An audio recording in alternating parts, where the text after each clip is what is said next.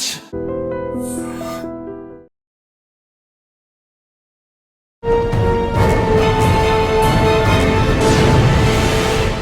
ఈ వారం మన గెస్ట్ తెలుగింటి ఆడపడుచు కేరళలో పనిచేస్తున్న కేరళ కిరణ్ బేడి అని పిలిపించుకునే మహిళా ఐపీఎస్ ఆఫీసర్. పేరు అత్తలూరి హర్షిత గారు, IPS CMD state beverage commissioner.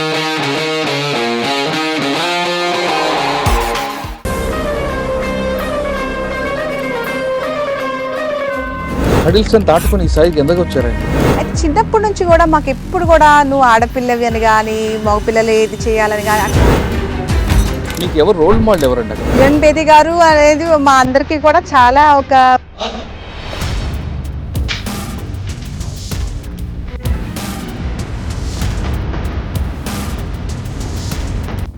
Governments కూడా అట్లాగే ట్రీట్ చేశారు. They took me as an officer. I wanted to be taken as an officer. Don't talk of me as a lady or a man.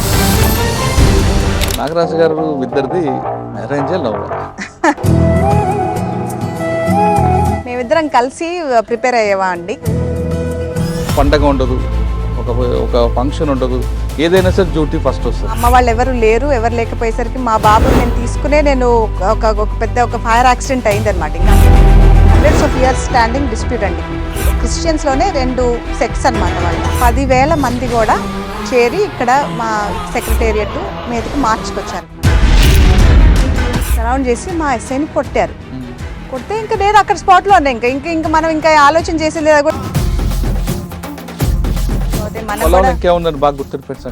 That was a tricky matter. అది మా case కాదు, Bengaluru blast case అనమాట. ఆయన అక్కడికి వెళ్ళి కూర్చుని ఒక సవాల్ విసిరాడు అనమాట. నేను ఎక్కడున్నానో పోలీసుకి తెలుసు కదా, నేనేం దాక్కులేను, మీరే రండి.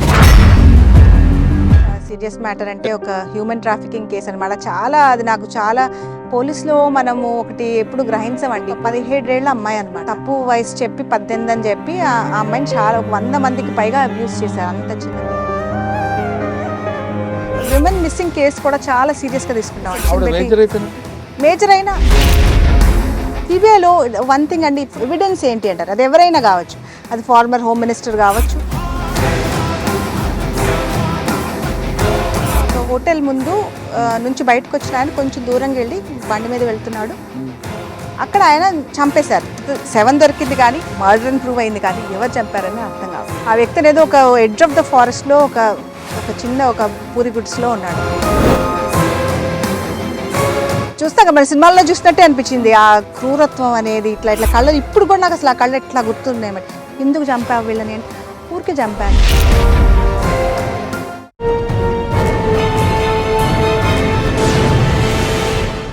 Welcome to crime diaries. ఈ వారం మన గెస్ట్ తెలుగింటి ఆడపడుచు కేరళలో పనిచేస్తున్న కేరళ కిరణ్ బేడి అని పిలిపించుకునే ఓ మహిళా ఐపీఎస్ ఆఫీసర్. పేరు అత్తలూరి హర్షిత గారు, IPS CMD state beverage commissioner. Guntur జిల్లా చెందిన హర్షిత గారు ప్రస్తుతం కేరళలో పనిచేస్తున్నారు. ఆవిడకి చాలా పేర్లు కనిపిస్తుంటాయి. ఒకటి కేరళ కిరణ్ బేడి అంటారు ఒక ప్రాంతంలో, మరో ప్రాంతంలో రెబల్ ఆఫీసర్ అంటారు, మరో ప్రాంతంలో హానెస్ట్ ఆఫీసర్ అంటారు. ఆమెతో పాటు ఆమె హస్బెండ్ నాగరాజు గారు కూడా ఇక్కడ కేరళలో మంచి పేరు తీసుకున్నారు. ది బెస్ట్ ఐపీఎస్ కపుల్ అనే పేరు కూడా వాళ్ళకు ఉంది. ప్రస్తుతం హర్షిత గారు మనతో ఉన్నారు. ఆమెను అడిగి ఆంధ్రప్రదేశ్ నుంచి కేరళ వచ్చిన తర్వాత వాళ్ళకు వచ్చిన ఛాలెంజ్ ఏంటి, ఇక్కడ ఇలాంటి ఛాలెంజ్ని ఎలా ఫేస్ చేస్తున్నారు, ప్రస్తుతం పోలీసింగ్ ఈ కేరళ పోలీసింగ్ ఏ విధంగా ఉంటుంది, ఇక్కడ పొలిటికల్ ఇంటర్ఫరెన్స్ ఉంటుందా లేదా, అదేవిధంగా మహిళలకు ఎదుర్కొంటున్న ఛాలెంజ్ ఏంటితో పాటు ముఖ్యంగా సైబర్ క్రైమ్లో కేరళ ఎలా జరుగుతుంది, ఆ కేరళలో పబ్లిక్కి సైబర్ క్రైమ్ పట్ల జరగకుండా ఉండడానికి ఏ విధంగా వాళ్ళు ప్రికాషన్ తీసుకుంటున్నారు విషయాన్ని మేడం మనం తెలుసుకుందాం. మేడం నమస్తే. మేడం నమస్కారం అండి. మిమ్మల్ని చూస్తుంటే మా ఊర్లోని మా రాష్ట్రంలోని ఉన్నట్లుగా అనిపిస్తుంది. ఇక్కడ కేరళ వచ్చాను అనే ఫీలింగ్ ఎక్కడ నాకు రావట్లేదండి. మీరు కానీ ఈరోజు కనపడుతున్న ఆఫీసర్లు అందరూ చూస్తుంటే, మరీ ముఖ్యంగా మీరు చూస్తుంటే మాకు గుంటూరు కారం అంతా కరెక్ట్గా కనిపిస్తుంది. కానీ చాలా సంతోషం ఉందండి. ఇక్కడ కేరళ అనగానే మనకి అది వేరే డిఫరెంట్ అట్మాస్ఫియర్, వాళ్ళ ఫేస్ ఫియర్స్ కనిపిస్తాయి. కానీ మీరు వచ్చి మిమ్మల్ని చూడగానే మాకు మన ఊరు మన రాష్ట్రం అని కనిపిస్తుంది. మీకు ఇక్కడ రాగానే నేను మీ గురించి R&D చేస్తున్నప్పుడు ఆవిడ కిరణ్ బేడి అంటారు కొంతమంది, పాల్ఘాట్ ఏరియాలో రెబల్ ఆఫీసర్ పేరు ఉంది. ఇలా కొన్ని ప్రాంతాల్లో మీకు డిఫరెంట్ నేమ్స్ మీకు స్టిక్ అయిపోయి ఉన్నాయి.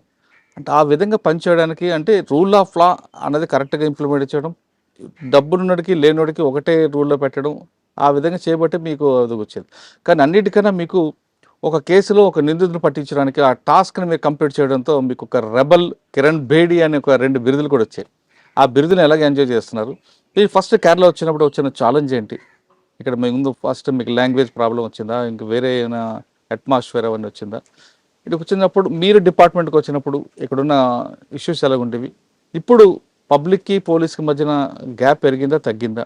చాలా ప్రశ్నలు కనిపిస్తుంటాయి. ఎందుకంటే కేరళలో 100% లిటిలైజర్ ఉంది, ప్లస్ విజిలెన్స్ ఎక్కువ ఉంటుంది. అక్కడ పొలిటీషియన్ అవని ఎవరు అవనే సరే డైరెక్ట్గా వెళ్తుంటారు. ఈ ఛాలెంజ్ అన్నీ ఎలా మీరు ఫేస్ చేసుకుంటూ ఈ స్థాయికి వచ్చారు? అన్నిటికన్నా ఇంపార్టెంట్ ఫస్ట్ సిఎండి మీరే, మహిళా ఆఫీసర్, డీసీపీ ఫస్ట్ మీరే, ఇవన్నీ ఈ పోస్ట్ అన్నిటిలో ఇస్తున్నప్పుడు మెయిల్ పవర్ చూపించారా? లేదు మీకున్న స్టామినాకి వాళ్ళందరూ కూడా కంప్లీట్ డౌన్ అయ్యారా? అన్ని ప్రశ్నలు సమాధానం చెప్పే ముందు గుంటూరు నుండి కేరళ మీ జర్నీ ఒకసారి చెప్పండి. మాది గుంటూరు అండి. అంటే గుంటూరు అంటే మా నాన్నగారు, మాది పాములపాడు అనమాట, అమరావతి దగ్గర ఉన్న ఒక గ్రామం. అమ్మగారిదేమో గుంటూరు, గుంటూరు జిల్లా. అక్కడ నుంచి నాన్నగారు ఉద్యోగరీత్యా గోద్రేజ్లో పనిచేశారు. అందుకని మేము బాంబే, ముంబై, విజయవాడ, హైదరాబాద్ ఇట్లా అన్ని నగరాలు తిరుక్కుంటూ లాస్ట్కి ఇంకా హైదరాబాద్ వచ్చామండి. అక్కడే నా ప్రిపరేషన్ అంతా జరిగింది. చిన్నప్పటి నుంచి కూడా మా తాతగారు ఆయన బీడీఓగా ఉన్నప్పుడు ఆయన మరణించారనమాట. ఆయన చిన్నప్పుడు చెప్తూ ఉండేవాళ్ళు, ఇట్లా ఐఏఎస్ ఐపీఎస్ అవ్వాలి, ఏదైనా ఇట్లా సమాజం కోసం చేయాలి, సేవ చేయాలి అనేది ఆయన చెప్తూ ఉండేవాళ్ళు.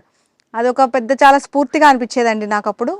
అనిపించి ఇంకా దాని గురించే నేను బీకామ్ అండ్ ఊరికే ఒక ఛాలెంజ్ కోసమని ఐసీడబ్ల్యూ కూడా అప్పుడు బీకామ్తో కలిపి కంప్లీట్ చేశానమాట. కానీ ఎప్పుడు కూడా నాకు ఒక ధ్యేయం అనేది దీంట్లోకి రావాలనే ఉండేది. దీంట్లోకి వచ్చాను, ఇట్లా ఐపీఎస్ వచ్చింది. ఐపీఎస్ వచ్చినప్పుడు అఫ్కోర్స్ ఐపీఎస్ అంటే అప్పుడు కొంచెం భయంగానే ఉండేది. ఎందుకంటే మాది ఒక సగటు మధ్య తరగతి కుటుంబం. అంతా నేను స్పోర్ట్స్ కానీ ఫిట్నెస్లో కానీ ఆ రోజుల్లో అంత ఉండేది కాదు. పోలీస్ సర్వీస్ అంటే చాలా కష్టం అనే ఒక భయం కూడా ఉండేది. ట్రైనింగ్లో ఒకటండి, నాకు ఇప్పుడు ఉన్న అమ్మాయిలకి ఆడవాళ్ళకి కూడా చెప్పాల్సింది, నాకు గుర్తుంది మా ట్రైనింగ్లో ఒక రాక్ క్లైంబింగ్ అనేది ఉంటుంది. అంటే అన్ని రకాలు ఉంటాయి. ఇప్పుడు హార్స్ రైడింగ్ ఉంటుంది, షూటింగ్ ఉంటుంది, డ్రిల్ ఉంటుంది, రాక్ క్లైంబింగ్ కూడా ఉంటుంది అనమాట. రాక్ క్లైంబింగ్లో ఒక పెద్ద పెద్ద ఇప్పుడు ఒక 20 మీటర్ల 2 రాక్స్ మధ్యలో ఒక తాడు అనేది కట్టి, ఒక తాడు మీద ఇట్లా మమ్మల్ని పాకమంటారనమాట, క్రాలింగ్ అనేది. ఒకే ఒక తాడు. అప్పుడు నేనన్నా మా ఉస్తాదులు అంటాం అనమాట, వాళ్ళు మా గురువులు. వాళ్ళు మీరు కనీసం 2 తాళ్ళు ఇస్తే 2 చేతులతో 2 తాళ్ళు పట్టుకుని అన్న ముందుకు ఇట్లా పాక్కుంటూ వెళ్తాం, ఒక తాడు ఇస్తే ఎట్లా అంటే ఆయన ఒకే మాట అన్నారనమాట. ఈ అనేది నేను చెయ్యలేను అని అనుకునేది అది నీ మనసులో ఉందమ్మా, నీ శరీరం ఇదంతా సహకరిస్తుంది, నువ్వు మనసులోంచి ముందు నువ్వు తీసేసేయి, నేను చేయలేను అనుకునేది అని అన్నారనమాట. ఆ మాట అనేది నాకు బాగా ఒక ఇట్లా టచ్ అయిందండి. అది నేను అదేంటంటే మా గ్రూప్లో మొత్తం కూడా నేనే మొదటిగా చేశాను అనమాట. నేను చేసే విధానం కూడా చూసి ఇంకా అప్పుడు వాళ్ళు చాలా హ్యాపీగా ఫీల్ అయ్యారనమాట. అప్పుడు నాకు అర్థమైంది, అంటే మనం జీవితంలో ఎప్పుడు చేయని విషయం అయినా సరే మనం కాన్ఫిడెంట్గా ముందుకెళ్ళాలి. అదేది కూడా భయపడుతూ అయ్యో నేను చేయలేనేమో అని ముందుగానే ఓడిపోయాను అనుకోవటం తప్పనమాట. ఈ అమ్మాయిలకి కొంత ఉంటుంది, ఎందుకంటే ఈ ఫిజికల్ యాక్టివిటీ ఆ ఫిజికల్ ట్రైనింగ్ వల్ల నాకు వచ్చింది ఏంటి అంటే ఫిజికల్ ధైర్యం అండి. ఇప్పుడు 2 రకాల ధైర్యాలు ఉంటాయి కదా, ఒకటేమో ఫిజికల్గా ధైర్యం కావాలి, రెండోది మారల్గా ధైర్యం కావాలి. సరే మారల్ ధైర్యం అందరిలో ఉండొచ్చు, కానీ ఫిజికల్ ధైర్యం ఒక్కొక్కసారి అమ్మాయిల్లో తక్కువ ఉండొచ్చు, ఎందుకంటే ఇట్లాంటి ఎక్స్పోజర్ లేకపోవటం వల్ల. అందుకని ఆడపిల్లలు కూడా మగపిల్లలు కూడా కంపల్సరీగా కొంతవరకు అన్నా ఈ స్పోర్ట్స్ మళ్ళీ ఈ ఫిజికల్ ఫిట్నెస్ యాక్టివిటీస్ చేస్తే ఆ ధైర్యం అనేది మనోబలం అనేది పెరుగుతుంది. మెంటల్ సపోర్ట్ ఎక్కువ కావాలంటే ఫిజికల్ కూడా చేయాలంటారు. చేయాలి, చేస్తే మనకి ఒకసారి సివిల్స్ వెళ్ళే ముందు మీ ఫ్యామిలీ బ్యాక్గ్రౌండ్కి వెళ్తామండి. చిన్న కుటుంబం, సాధారణ కుటుంబం నుంచి వచ్చారు. మీ బ్యాక్గ్రౌండ్ వెనక ముందు ఎవరు సివిల్స్ లేరు. ఆ స్టేజ్ నుంచి అటువంటి అట్మాస్ఫియర్ నుంచి సివిల్స్ రాయాలని ఆలోచనలకు వచ్చింది. ఆ రాయాలనే క్రమంలో ఆ జర్నీలో చాలా హడిల్స్ వస్తాయి. ఫస్ట్ అటెంప్ట్ రాదు, కొంతమందికి ఇది అంతా లాంగ్ ప్రాసెస్ సబ్జెక్ట్. మనకెందుకు, మన చదిలో బాగా డబ్బు ఉన్నట్టు చేసుకుంటాడు, పొలిటీషియన్ చేస్తాడు, ఢిల్లీ వెళ్ళి చదవాలనే ఒక భావన ఉండే టైంలో, ఫ్యామిలీ బ్యాక్గ్రౌండ్ ఏమి లేని టైంలో, ఏమి లేకుండా మీరు ఈ స్థాయికి రావడానికి ఒకవైపు పేరెంట్స్ కూడా తొందరగా పెళ్లి చేసేద్దామని ఆలోచన టైంలో ఇవన్నీ ఈ హడిల్స్ అని దాటుకొని ఈ స్థాయికి ఎందుకు వచ్చారండి మీరు? నాకు చాలా గట్టి బలం ఏంటంటేనండి, మా ఎవరు అంత సపోర్ట్ మీకండి? మా అమ్మ నాన్నగారు ఇద్దరు కూడా. అమ్మ కూడా టీచర్గా పనిచేసేవారు అనమాట. మేమిద్దరం ఆడపిల్లలు, నాకు చెల్లెలు ఇంజనీర్ అనమాట. అయితే చిన్నప్పటి నుంచి కూడా మాకు ఎప్పుడు కూడా నువ్వు ఆడపిల్లవి అని కానీ మగపిల్లలు ఏది చేయాలని కానీ అట్లాంటి ఒక ఆలోచన ఎప్పుడు ఉండకపోయేది అనమాట. ఎప్పుడు కూడా వాళ్ళ ప్రపంచమే మేము. మాకు ఏం కావాలి, మా మా అమ్మగారు అయితే ఇంకా మా ఎగ్జామ్స్ ఉంటే ఇంకా ఆవిడ అన్నం తినదు అనేవాళ్ళు అనమాట. మా చుట్టాలు వాళ్ళు ఆవిడ అంత ఒక ఎఫర్ట్ పెట్టేదన్నమాట మాకు. చిన్నప్పుడు మా చదువులు కానీ మా హోంవర్క్లు కానీ మా నాన్నగారు అయితే ఇంకా రకరకాల ఇట్లాంటి కథలు చెప్పటం, ఎట్లా గొప్ప వ్యక్తులు ఎట్లా ఏం చేసేవాళ్ళు, గాంధీ గారి గురించి అయినా నెహ్రూ గారి గురించి అయినా సాహిత్యం గురించి ఇవన్నీ కూడా చెప్పి మమ్మల్ని అట్లా పెంచి మీకు ఏది కావాలంటే అది మీరు, మేమేం డిస్కరేజ్ చేయం, మీరు ముందుకెళ్ళండి ఏదైనా సరే. సడన్ గా ఇప్పుడు మీరు అన్నట్టు ఈ పోలీస్ సర్వీస్ వచ్చినప్పుడు కూడా భయపడవచ్చు, అయ్యో వద్దులేమ్మా మనకి నువ్వు ఐఆర్ఎస్ తీసుకో అని ఉండొచ్చు. కానీ వాళ్ళు అనలేదు. అదిగాక నాకు వచ్చింది Tripura cadre, Manipur Tripura north east అనమాట. ఇంకా అలాంటప్పుడు అక్కడ ఎంత టెర్రరిజం ఉంటుంది ఇవన్నీ ఉన్న ఇది కూడా వాళ్ళు ఎప్పుడు కూడా నన్ను నిరుత్సాహపరచకుండా ముందుకే వెళ్ళు అని అన్నారు. ఇప్పుడు వాళ్ళు ఇప్పుడు వరకు కూడా వాళ్ళే నా బలం అండి. ఎందుకంటే 20 ఏళ్ళుగా ఇప్పుడు మా పిల్లల దగ్గర కూడా ఇప్పుడు మేమిద్దరం వెళ్ళిపోతే రాత్రిపూట అయినా పగలైనా మేము వెళ్ళిపోవాలి. మా పిల్లల గురించి అని వాళ్ళు మా ఇన్లాస్ కూడా ఒక ఆల్టర్నేట్ డ్యూటీ లాగా పెట్టుకుని వాళ్ళు ఉండటం వల్లే ఇంకా మేము ఇప్పుడు దాకా కూడా ఇట్లా చేయగలిగామని. ఇప్పుడు మా పిల్లలు అఫ్కోర్స్ ఇప్పుడు పెద్దవాళ్ళు అయిపోయారు, కానీ వాళ్ళ ధైర్యం వల్లే మేము ఇంతవరకు వచ్చామండి. అది చెరొక ఉద్యోగం అయిపోయినా పిల్లల కోసం వాళ్ళు చూస్తుంటారు. వాళ్ళు ఉంటారు. అంటే మీ అమ్మగారు మిమ్మల్ని పెంచారు, ఇప్పుడు మీ పిల్లల బాధ్యత కూడా ఇస్తున్నారు. అలాగే నాగరాజు గారు పేరెంట్స్ కూడా సూపర్ అండి. కానీ ఎలాంటి సపోర్ట్ లేదు. తెలుగు మీడియంలో చదువు, చిన్న కుటుంబంలో మీకు ఎవరు రోల్ మోడల్ ఎవరండి అక్కడ? మా అమ్మ కాకుండా ఒక ఆఫీసర్ చూసుకొని వెళ్దాం, ఒక గైడెన్స్ వెళ్దాం అని ఎవరు ఉన్నారు? కిరణ్ బేది గారు అనేది మా అందరికీ కూడా చాలా ఒక గ్రేట్. ఆవిడ పుస్తకం నాకు గుర్తుంది, నేను గ్రాడ్యుయేషన్లో చదువుతున్నప్పుడు ఐ డేర్ వచ్చింది అనమాట. మా నాన్నగారు కొని అది నాకు ఇచ్చారు. ఇచ్చి చదవమన్నారు. అది చదివాను. చదివితేనే అసలు మనకి ఒక, ఎందుకంటే అది ఒక ఇది వచ్చేస్తుంది అనమాట. ఎందుకంటే మేమెంత ఐపీఎస్లో మేము చేస్తున్న ఆవిడ చేసింది వేరు, మేము చేసింది వేరండి. ఎందుకంటే ఆవిడ షీ వాజ్ అ పయనియర్. ఆ పయనియర్స్ పడే కష్టాలు ఇంకా చాలా ఉంటాయి అనమాట. మేము వచ్చేసరికి ఇంకా చాలా వాళ్ళ వల్ల మాకు చాలా బెనిఫిట్స్ వస్తాయి. ఆవిడ చాలా ఒక స్ఫూర్తిలాగా అనిపించేవారు మాకు. మేడం, మీరు ఆవిడ స్ఫూర్తిగా తీసుకున్నారు. ఆవిడ పైనర్, అందరు డౌటే లేదు. కానీ ఆ లెగసీ కాపాడంలో మీకు ఒక ఛాలెంజ్ ఉంటుంది. మీరు అది ఆ ఛాలెంజ్ ఎలా చూసుకున్నారు? లెగసీ అనేది చాలా ముఖ్యం అండి. ఏది కూడా ఇప్పుడు జనరలీ ఆన్ అన్ యావరేజ్ అట్లా అనకూడదు. నేను I'm like first of all against gender stereo typing కూడా. అంటే విమెన్ అంటే ఆనెస్ట్గా ఉంటారని, మెన్ అంటే ఆనెస్ట్గా ఉంటారు అట్లా అనను. కాకపోతే వచ్చేవాళ్ళు కొంతమందే ఉండేసరికి ఆ కొంతమంది మీద ఎక్కువ వరకు ఫోకస్ ఉంటుంది. ఒక విధంగా అది ప్లస్, ఒక విధంగా ఒక మైనస్ అని కూడా అనొచ్చు. అంటే మేము చేసే చిన్న పనులకు కూడా ఆహా చాలా బ్రహ్మాండంగా చేసేస్తున్నారు అని అనొచ్చు. కానీ రెండో వైపు ఈమె చేయగలదా చేయలేదా, ఈవెన్ అక్కడ పంపించగలమా పంపించలేమా అనేది కూడా ఒకటి ఉంటుంది. అలాంటప్పుడు నాకు కొల్లం డిస్ట్రిక్ట్ ఇచ్చారండి. యాక్చువల్లీ ఫస్ట్ పోస్టింగ్ అంటే నాది ఫస్ట్ ఏఎస్పీ పాలక్కాడ్. దాని గురించి ఒక మంచి స్టోరీ ఉంది, నేను చెప్తాను. పాలక్కాడ్ ఆ రోజుల్లో it was the biggest, one of the biggest sub divisions అనమాట. 12 పోలీస్ స్టేషన్స్ ఉండేవి పాలక్కాడ్ జిల్లాలో. ఏఎస్పీ షొర్నూర్గా నేను, మా వారేమో ఆయన ఏఎస్పీ అగలిలాగా. మేమిద్దరు ఒకసారి పాలక్కాడ్ రాకముందు మీరు త్రిపుర కేటర్కి వెళ్ళారు. నాగరాజు గారు ఇద్దరిది అరేంజ్ లవ్? మేమిద్దరం కలిసి ప్రిపేర్ అయ్యేవా అండి. ప్రిపేర్ అయితే ఇంకా నాకు ముందు వచ్చింది అనమాట. ఇంకా మాకు ఎంగేజ్మెంట్ కూడా అయిందనమాట. మా అమ్మ నాన్న వాళ్ళ అందరూ కూడా ఒప్పుకున్నారు. ఎందుకంటే మా ఫ్రెండ్స్ గ్రూప్ వల్ల వాళ్ళకి తెలిసి ఈయన బిహేవియర్ తర్వాత నా బిహేవియర్ నచ్చి మా పేరెంట్స్ రెండు వైపులో ఒప్పుకున్నారు. ఆయనకి ఇంకా అప్పటికి సర్వీస్ రాలేదు. ప్రపోజల్ ఎవరిదంటారు? నాకు తెలిసి నాగరాజు చెప్పుంటారు. Thank you. ఎందుకంటే చాలా దూకుడుగా ఉంటారు కదా. అవును, ఆయన జనరల్లీ ఎక్స్ట్రోవర్ట్, నేను జనరల్లీ ఇంట్రోవర్ట్ అనమాట. ఆయనే చెప్పారు. ఆయన ఇందులో లేదని ఏదో ఒకటి చెప్పేద్దామని చేసి ఉంటారు నాకు తెలిసి. అని చెప్పగానే ఓకే అన్నారు మీరు?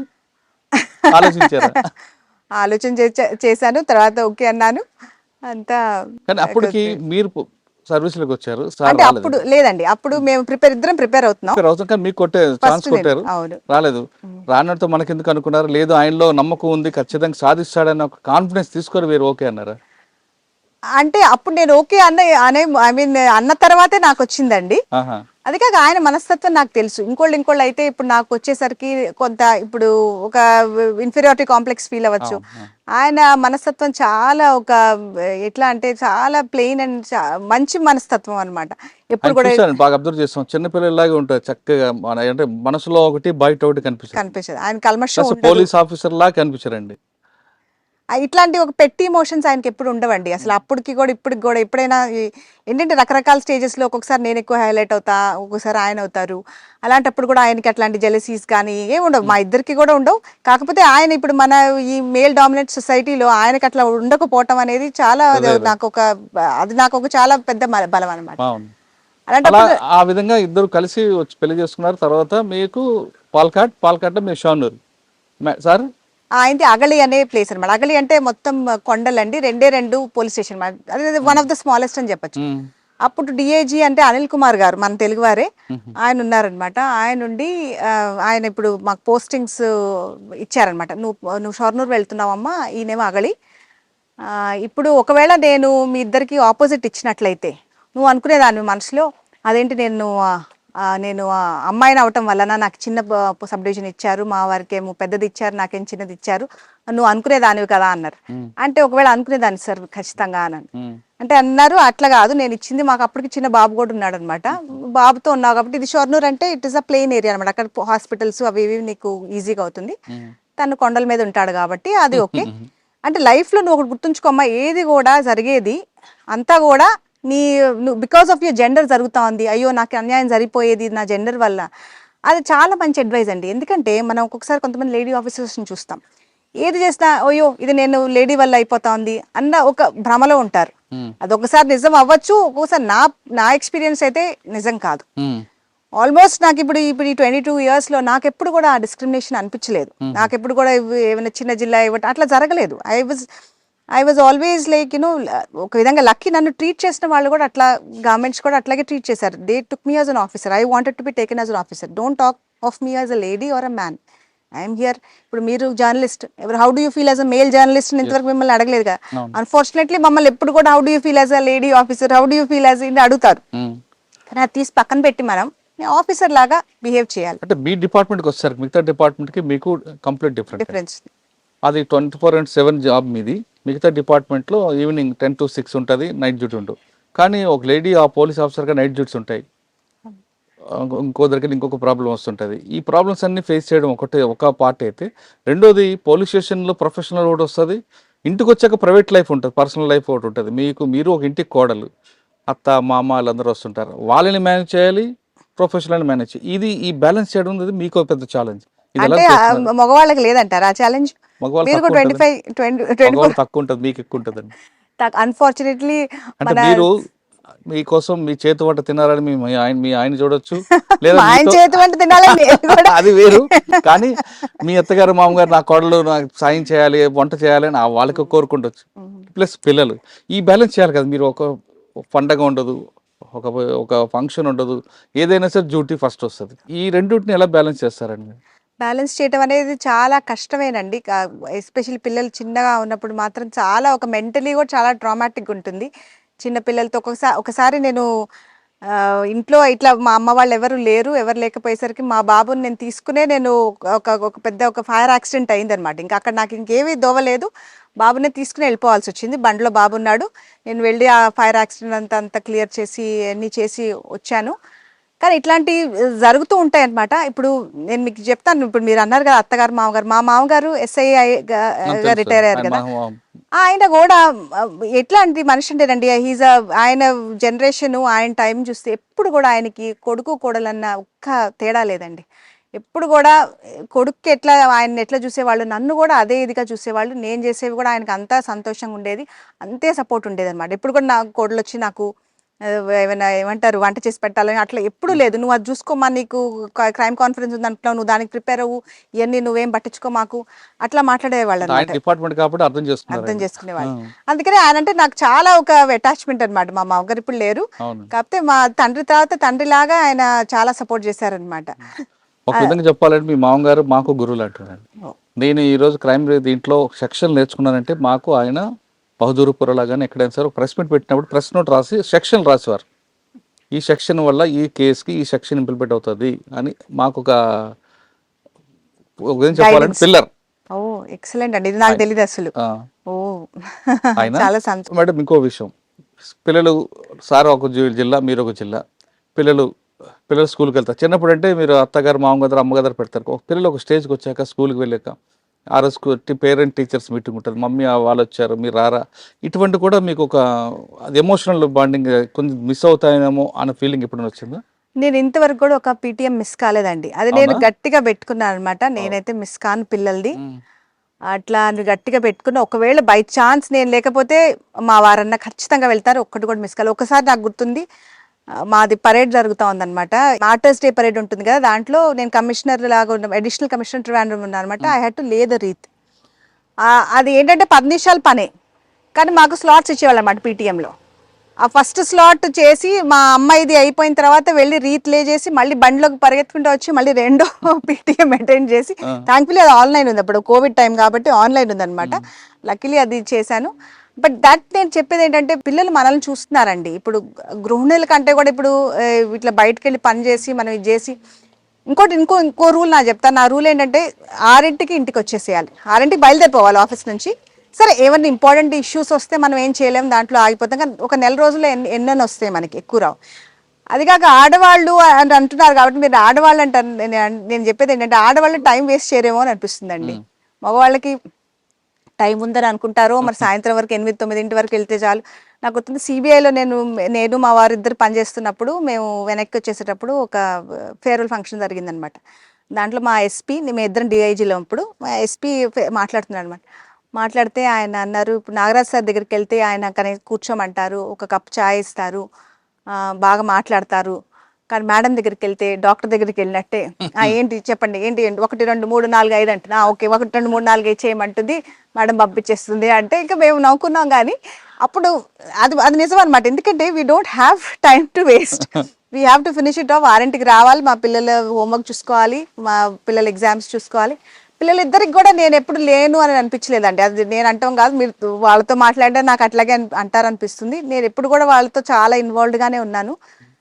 మిస్ అయిపోతానేమో అన్న భయం వల్ల ఇంకా ఎక్కువ చేశాను అనిపిస్తుంది మరి నాకైతే. కానీ మీ గురించి కొంత వర్క్ చేసినప్పుడు, మీరు పేరెంట్ టీచర్స్ మీటింగ్కి వెళ్ళినప్పుడు, అంటే మీ గురించి కనుక్కున్న దీంట్లో వచ్చింది, పేరెంట్ టీచర్స్ మీటింగ్కి హర్షిత మేడం వస్తే నా పిల్లలు ఎలాగా చదువుతున్నారని అనకుండా నా పిల్లల డిసిప్లిన్ ఎలాగుంది అని అడుగుతారట. ఎందుకండి? డిసిప్లిన్ అంటే వాళ్ళు అనేది మా పేరెంట్స్ పోలీస్ ఆఫీసర్ అన్న ఫీలింగ్ రాకుండా ఉన్నానుక, లేదు మీ పిల్లల మీద కాన్ఫిడెన్స్ చదువుతారు బాగానే? చదవటం అనేది ముఖ్యమేనండి, కానీ దానికంటే ముఖ్యం అనేది ఒక డిసిప్లిన్ అనేది చాలా ముఖ్యం కదా. మా పిల్లలనే కాదు, నేను ఏ పిల్లలతో మాట్లాడటానికి వెళ్ళినా ముందు చెప్పే మాట నేను డిసిప్లిన్ అది. డిసిప్లిన్ అంటే ఏంటి మరి చెప్పండి. మనకి ఇష్టం లేని పని కూడా మనం చేయాలి, అదే డిసిప్లిన్. ఇష్టమైన పని అయితే మనం ఎవరు చెప్పకుండానే చేసేస్తాం. సో మనకి మంచిదైన విషయం అనేది జాగ్రత్తగా క్రమశిక్షణగా, మీరు అన్నట్టు ఈ ఎన్వైర్న్మెంట్ లేకుండా, ఒక యారగెన్స్ లేకుండా వినయంగా మనం చేసుకుంటూ పోవాలని, ఆ క్వాలిటీ ముందుంటే ఇంకా తర్వాత ఏ క్వాలిటీ కూడా అవసరం లేదండి. అది ఉంటే చాలు. నేను అనుకుంటా ఏ పిల్లలైనా డెఫినెట్గా సక్సెస్ఫుల్ అయిపోతారు. ఇది కావాల్సింది డిసిప్లిన్ ఒక్కటి. అందుకే మీరు టీచర్స్కి ఎక్కువగా డిసిప్లిన్ ఉందని అడుగుతారు. మేడం, పాలఘాట్కి వచ్చాం. పాలఘాట్ నుంచి మీ కెరీర్ స్టార్ట్ అయింది, చెప్పండి. అక్కడ పాలక్కాడ్లో ఎట్లా అంటేనండి, బాగా నేను ఫస్ట్ పోలీస్ స్టేషన్కి వెళ్ళాను. ఫస్ట్ పోలీస్ స్టేషన్కి వెళ్తే అది సడన్గా ఒకళ్ళు ఏడ్చుకుంటూ వచ్చారనమాట. ఏడ్చుకుంటూ వస్తే ఏమైందంటే, మా అమ్మాయి చచ్చిపోయింది అని అన్నారు. చచ్చిపోయింది ఎందువలన ఏంటి అని చెప్పి వాళ్ళని అడుగుతుంటే, అది బేసికలీ ఆ రోజుల్లో ఇప్పుడు ఐపీసీ ఉన్నప్పుడు 498 306 అని అంటాం అనమాట. Dowry harassment, abetment to suicide అనమాట. మీకు అన్ని సెక్షన్స్ కూడా బాగా, ఇప్పుడు బిఎన్ఎస్ కూడా అట్లా నేర్చేసుకుని ఉంటారు మీరు. ఇంకా బిఎన్ఎస్ రాలేదండి, ఇంకా చెప్పండి. అయితే వెళ్ళినప్పుడు అది ఏంటంటే 498 306 అంటే అది బేసికలీ ఏఎస్పీ కేసు అనమాట. కంపల్సరీగా ఏఎస్పీ ఇన్వెస్టిగేట్ చేయాల్సింది. పెళ్లి ఎన్ని సంవత్సరాలు అయింది అప్పటికి 4 ఏళ్ళు అయింది. అయితే 304B వస్తుంది కదా డౌరీ. 304B అంటే ఆ డౌరీ ఉందో లేదో మాకు తెలియదు అప్పటికి. డౌరీ ఉంటే 304B. 498 అంటే దేని వల్ల, డౌరీ కాకపోయినా మామూలు డ్రింకింగ్ బీటింగ్ అప్ అయినా సరే 306 అనమాట. So 498 306 case, 306 abetment of suicide, 304B dowry. అయితే మరి ఇది నా కేసే కదా అని చెప్పి నేనే ఎఫ్ఐఆర్ రాస్తానని, వాళ్ళు వచ్చి ఏం పర్వాలేదు మేడం మేము రాసిస్తాం, మీరేం భయపడదు, మేము రాస్తాం అంటే, కాదు కదండి నేను నేర్చుకోవాలి అని చెప్పి నేను రాశాను. అదే అట్లా సొంతగా రాయటం అనేది చాలా ముఖ్యం అండి. ఎందుకంటే మనం ఇంకోటి రాసింది మనం సంతకం పెట్టాం అనుకోండి, అది మొత్తం మనకి అసలు తెలియవు. ఇన్ని మామూలుగా చదివిన తర్వాత అర్థమవుతుంది, కానీ దీంట్లో ఏం మెళుకలు ఉంటాయి, ఎలా రాయాలి, ఇవన్నీ కూడా నెమ్మదిగా. అఫ్కోర్స్ వాళ్ళు 15 నిమిషాల్లో రాయగలిగింది నేను 2 గంటలు చెప్పి రాశాను. రాసి ఇంకా మేము పైకి అది ఒక కొండ మీదకి ఎక్కెళ్ళాలన్నమాట. ట్రెక్కింగ్ చేసుకుంటూ వెళ్ళాం. అక్కడికి వెళ్తే ఇంకా ఆ అమ్మాయి పాపం హ్యాంగింగ్లో ఉందన్నమాట. ఇది ఫస్ట్ టైం నాకు ఇప్పుడు ఒక ఇట్లా ట్రైనింగ్లో ఒకసారి మమ్మల్ని పోస్ట్ మార్టం తీసుకెళ్తారు. అదే ఇంకా ఒక చాలా ఒక భీకరమైన ఎక్స్పీరియన్స్ అనిపిస్తుంది. ఇప్పుడు ఫస్ట్ టైం ఇట్లా ఒక అమ్మాయి పాపం అట్లా కట్టేసి ఉంది, ఆమె హ్యాంగ్ చేస్తూ ఉంది. ఇంకా ఆ శవాన్ని అనేది మేము కిందకి దించాలి, కిందకి దించి ఇంకా ఇన్క్వెస్ట్ అవి చేయాలి. ఇన్క్వెస్ట్ చేయటం కూడా ఇంకా ఒక పాపం ఆ డిగ్నిటీ అంతా పోతుంది కదండి. ఇదంతా అయిన తర్వాత ఇంకా ఎన్ని చూసుకుని ఇది వచ్చిన తర్వాత ఇంకా ఆ ఎవిడెన్స్ తీసుకుంటూ కూడా సొసైటీలో ఎట్లా అనేది నాకు అర్థమైంది అనమాట. ఇప్పుడు మేము పేరెంట్స్ అయితే హస్బెండ్ హ్యారెస్ చేశాడు అంటాడు, హస్బెండ్స్ పేరెంట్స్ ఏమంటారు, మా అబ్బాయి మంచివాడు అంటారు. ఇంకా మన నైబర్స్ని రిలేటివ్స్ని ఇట్లా కొంచెం విట్నెసెస్ని అడగాలి. అడిగితే వాళ్ళు అంటారు కొట్టేవాడండి, దాంట్లో ఏముంది, భర్త కంటే కొడతాడు కదా, దాంట్లో పెద్ద ఏం లెక్క కాదు కదా, అది కామన్ కదా. అదేంటి ఇది, నేను ఇప్పుడు కేరళలో నిలబడి ఉన్నాను, కేరళ సపోజెడ్లీ వెరీ ఎడ్యుకేటెడ్ సొసైటీ, ఇలాంటి మాటలు ఒకవేళ ఆంధ్రాలో వింటే నాకు అంత షాక్ అయ్యేది కాదు. కానీ ఇక్కడ ఈ మ్యాట్రిలీనియల్ మేట్రియాకల్ ఎన్ని మొదలు చెప్పే వీళ్ళ సొసైటీలోనే ఇట్లా ఉంది అంటే it was a big shock అనమాట. ఇంత ఈజీగా చెప్తున్నారు. ఆ పిల్ల పాపం ఆ హారాస్మెంట్ భరించలేక చచ్చిపోయింది, కొట్టేవాడు పర్వాలేదు, ఏముంది గొప్ప అనేది. సో దట్ వాజ్ ఒక ఐ ఓపెనర్ అండి. మనం అనుకున్నట్టు కాదు, కేరళ సొసైటీలో కూడా చాలా ఇట్లాంటి ఇష్యూస్ ఉన్నాయని. That was the first case I investigated. FIR నుంచి ఛార్జ్ షీట్ వరకు, రిమాండ్ రిపోర్ట్ అంతా కూడా అది అఫ్కోర్స్ మంచి ఒక శిక్ష కూడా పడింది అతనికి. So that was a good first case and a good experience. DCP law and order Trivandrum అండి, క్యాపిటల్ సిటీ. అప్పుడు ఇంకా హోమ్ మినిస్టర్ గారు ఆయనే పర్సనల్గా సెలెక్ట్ చేసి నన్ను పెట్టారనమాట. అఫ్కోర్స్ అప్పుడు ఒక పెద్ద ఒక ఇదైంది అనమాట, ఏంటంటే ఫస్ట్ ఉమెన్ డీసీపీ ఇది అది అని. అప్పుడు మాకు ఇప్పుడు ఇంకా ట్రివాండ్రం చాలా కూల్ అయిందని, ఆ రోజుల్లో చాలా బాగా వైలెన్స్ ఎక్కువ ఉండేది అనమాట. ఏవి కూడా అక్కడ సెక్రటేరియట్ అన్నీ ఉంటాయి కదా. ఇప్పుడు క్యాపిటల్ సిటీ అంటే మొత్తం సెక్రటేరియట్ ఉంది, అసెంబ్లీ ఉంటుంది, దానికి బాగా స్ట్రాంగ్ ఇది ఉంటుంది అనమాట. అయితే అప్పుడు ఏమి జరిగిందంటే ఇక్కడ సెంట్రల్ కేరళలో ఒక long standing, hundreds of years standing dispute అండి. క్రిస్టియన్స్లోనే 2 సెక్ట్స్ అనమాట. వాళ్ళల్లో మధ్యలో వాళ్ళ ఈ గొడవలు అవి ఇవి జరుగుతూ ఉండేవి. గొడవలు జరుగుతూ ఈ చర్చెస్ మీద గొడవల మీద వాళ్ళు ఒక 10,000 మంది కూడా చేరి ఇక్కడ మా సెక్రటేరియట్ మీదకి మార్చుకొచ్చారనమాట. 10,000 సంఖ్య. దాన్ని లీడ్ చేసేది ఎవరు, ఈ బిషప్స్ ఇట్లాంటి వాళ్ళందరూ అనమాట. వాళ్ళు అప్పుడు నేను డీసీపీ, ఇంకా ఫుల్ 10,000 మంది వస్తున్నారంటే మన చాలా పెద్ద బందోబస్తు ఉంటుంది. ఆ బందోబస్తు అంతా చేశాము. అంతా చేసి ఇంకోటి ఏంటంటే వీళ్ళకి కొంచెం ఒక పేరు కూడా ఉందన్నమాట, వీళ్ళు బాగా కొద్దిగా వైలెన్స్ క్రియేట్ చేస్తారని. దానికోసం అన్ని అరేంజ్మెంట్స్ చేసి ఇంకా జనరలీ ఇప్పుడు సీనియర్ ఆఫీసర్స్ వాళ్ళతో మాట్లాడతారు కూడా, అప్పుడు డీసీపీ లెవెల్ కాదు, బాగా ఇంటెలిజెన్స్ ఏడీజీపీలు వీళ్ళందరూ మీరేమి గొడవలు చేయొద్దు అది ఇది మాట్లాడతారు. వాళ్ళు ఓకే అని అన్నారట. అవన్నీ మనకు తర్వాత తెలిసినవి. కానీ వచ్చి అప్పుడు ఇంకా వాళ్ళు మా ఎస్ఐని సరౌండ్ చేసి మా ఎస్ఐని కొడితే ఇంకా నేను అక్కడ స్పాట్లో ఉన్నా. ఇంకా మనం ఇంకా ఆలోచన చేసేది లేదా కూడా యంగ్ ఇది కాబట్టి ఇంకా మేము తీసుకుని లాఠీ చార్జ్ చేసాం అనమాట. ఎవరైతే మనకు అనవసరం లేదు, వాళ్ళు బిషప్స్ కానివ్వండి ఇది కానివ్వండి. అక్కడ మా డీజీపీ గారేమో అక్కడ కంగారు పడిపోతున్నారు, ఏంటి ఇప్పుడు వీళ్ళు, ఎందుకంటే ఇప్పుడు బిషప్స్ని కొట్టేశారు పోలీస్ అంటే చాలా దారుణం. ఇంకా మేము వాళ్ళని కొట్టేసాం. ఇంకా వాళ్ళు ఏంటంటే అక్కడ అది కాక ఇంకా ఈ బస్సులను తగలబెడుతున్నారు, ఇన్ని తగలబెడుతుంటే మొత్తం లాఠీ చార్జ్ చేసి మొత్తం క్లియర్ చేసేసాం అనమాట. That is one thing which was really appreciated. Generally మీడియాలో కూడా అయినా ఇక్కడైనా సరే పోలీస్ యాక్షన్ తీసుకుంటే అంత అప్రిషియేట్ చేయరు, బట్ దే సా ది నిజంగా కూడా మా ఆఫీసర్స్ని వాళ్ళు కొట్టడం అనేది, మావి కావాలని అల్లకల్లోలం సృష్టించినది చూసి అదొక ఇదైందనమాట. అదైతే కొంతమంది they were asking for my suspension also. ఇట్లా వీళ్ళని కొట్టడం అనేది న్యాయం కాదు అది ఇది అని అంటే, బట్ అగైన్ అప్పుడు ఆ హోమ్ మినిస్టర్ గారే అన్నారు, నాకు తెలిసింది ఆ అమ్మాయి చూపించినంత ధైర్యం అసలు మీరు ఎవరు చూపించలేదు కదా, ఇంకా మీరు ఇంకెందుకు మాట్లాడుతున్నారు, ఇంక మాట్లాడొద్దు అని అన్నారని. సో అదొక విజువల్ ఇదే అనమాట. అట్లీస్ట్ ఇంకా దాని తర్వాత అఫ్కోర్స్ ఆడవాళ్ళు ఎక్కడికి వెళ్తే కూడా they use to be very happy అనమాట. రికగ్నిషన్ వచ్చేసి వాళ్ళు అచీవ్ చేసేస్తాం అన్నట్టు ఫీల్ అయిపోయేవాళ్ళు. అప్పుడే మీ పేరు మారుమోగినట్లుంది. DCP Trivandrum first DCP. Next SP Kollam అండి. అక్కడే ఈయన అబ్దుల్ నాసర్ మదనీ అది ఒక ఇదైందనమాట. That was a tricky matter. అది మా కేసు కాదు, బెంగళూరు బ్లాస్ట్ కేసు అనమాట. చాలా సీరియస్ మ్యాటర్. లష్కరే తోయబా టెర్రరిస్టులు ఉన్న మ్యాటరు. ఆయన ఇప్పుడు ఇతని మీద ఒక వారెంట్ అనేది వారెంట్ ఇష్యూ చేసింది అన్నమాట. కోర్టు ఇష్యూ చేస్తే బెంగళూరు పోలీస్ వచ్చి మాకు వారెంట్ ఇష్యూ చేయాలి, మేము ఎగ్జిక్యూట్ చేయాలి.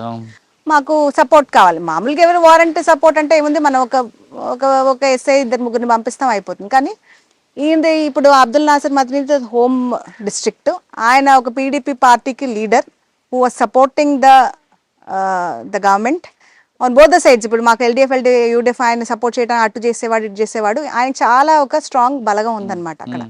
అది కాక ఏంటంటే ఆయన అన్వార్ షేరి అనే చోట్ల ఆయన ఒక అనాథాశ్రమం నడిపేవాడు. ఆ అనాథాశ్రమంలో చాలా ఒక 150 మంది వరకు, ఒక 5 ఏళ్ళు 6 ఏళ్ల నుంచి 15-16 ఏళ్ల వయసున్న పిల్లలు అందరూ ఉన్నారనమాట. అయితే ఆయన ఇట్లా వచ్చింది బెంగళూరు పోలీసుని తెలియగానే వెళ్ళి అక్కడ కూర్చున్నాడు.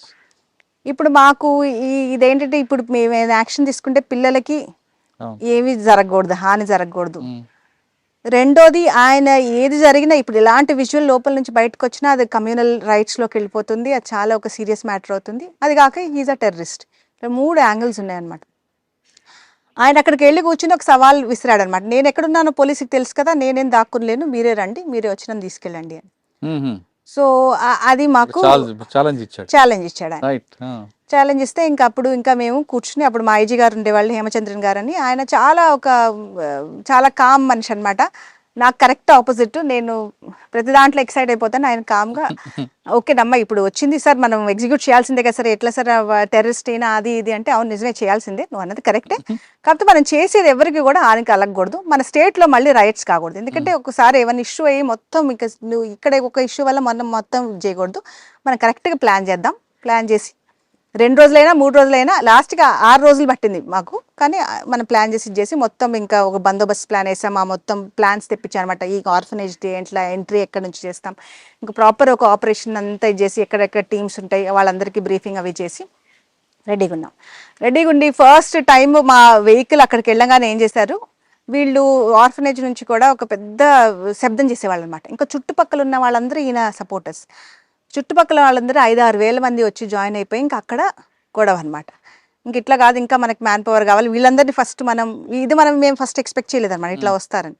సరే మళ్ళీ మేము వెనక్కి వెళ్ళి మళ్ళీ అంతా చేసుకుని నెక్స్ట్ డే వెళ్ళి ఇంకా మొత్తం అక్కడ కూడా బాగా లాఠీ చార్జ్ చేయాల్సి వచ్చింది. మళ్ళీ టియర్ గ్యాస్ యూస్ చేసాము, ఇవన్నీ కూడా యూస్ చేసి ఇంకా ఫైరింగ్ అంటే రబ్బర్ బుల్లెట్స్ వీటితో ఫైరింగ్ చేసి అంతా క్లియర్ చేసామన్నమాట. క్లియర్ చేసి దాని తర్వాత మేము నోటీసులు పంపించాము. ఎవరైతే ఇట్లా పోలీస్ ఇది చేస్తారో they will also be like involved in the crime అన్నట్టు, మీరు పోలీస్ యాక్షన్ని ఇది చేస్తే అని చెప్పి మొత్తం నోటీసులు అన్నీ ఇంకా ఈయనకి ఉన్న సపోర్టర్స్ వీళ్ళకి అన్నీ పంపించేసి అతికిచ్చేసి చేసి తర్వాత నెక్స్ట్ డే మళ్ళీ 144 చేసామన్నమాట. ఇంకెవ్వరు బయటికి రాకూడదు. 144 చేసి క్లియర్ చేసిన తర్వాత ఇంకప్పుడు నెమ్మదిగా వెళ్ళి adequate number of women police ఇదంతా వెళ్ళి లోపలికి వెళ్ళి ఆయన థ్యాంక్ఫుల్లీ అక్కడ మేము ఎక్స్పెక్ట్ చేసామన్నమాట. కానీ అక్కడ జరగలేదు. ఈయన మళ్ళీ వేరే చోట్ల బాగా కొంచెం వైలెన్స్ చేశాడు. కానీ పోలీసు బందోబస్తు బాగా ఉండటం వల్ల ఇటు ఒకవైపు నుంచి ఆయన మళ్ళీ 2 వైపులా ఉన్నాయన్నమాట. ఒక ఎన్హెచ్ వైపు నుంచి తీసుకెళ్తాం, అక్కడ అల్లకల్లం చేసి ఆయన దించేద్దాం అనుకున్నారు వాళ్ళు. కానీ మేము సీక్రెట్గా ఆయన వెనక నుంచి తీసుకెళ్ళిపోయామన్నమాట. ఇంకెవరికి తెలియకుండా, ఎక్కడికి వెళ్తున్నాడో ఆయన తెలియకుండా ఎయిర్పోర్ట్కి చేర్చేసి అక్కడ నుంచి వాళ్ళు తీసుకెళ్ళిపోయారు. ఇంకా అది కూడా ఒక విజువల్ ఇదిలాగా చెప్పొచ్చు మనం. అంటే మీరు ఫస్ట్ ఎవరి టార్గెట్ టచ్ చేయకుండా చుట్టూ అందరిని లిఫ్ట్ చేశారు. ఫస్ట్ వాళ్ళందరూ కేసులు కట్టి కోర్టు చుట్టూ తిరిగేలా చేశారు. తర్వాత సింపుల్ గా లిఫ్ట్ చేశారు.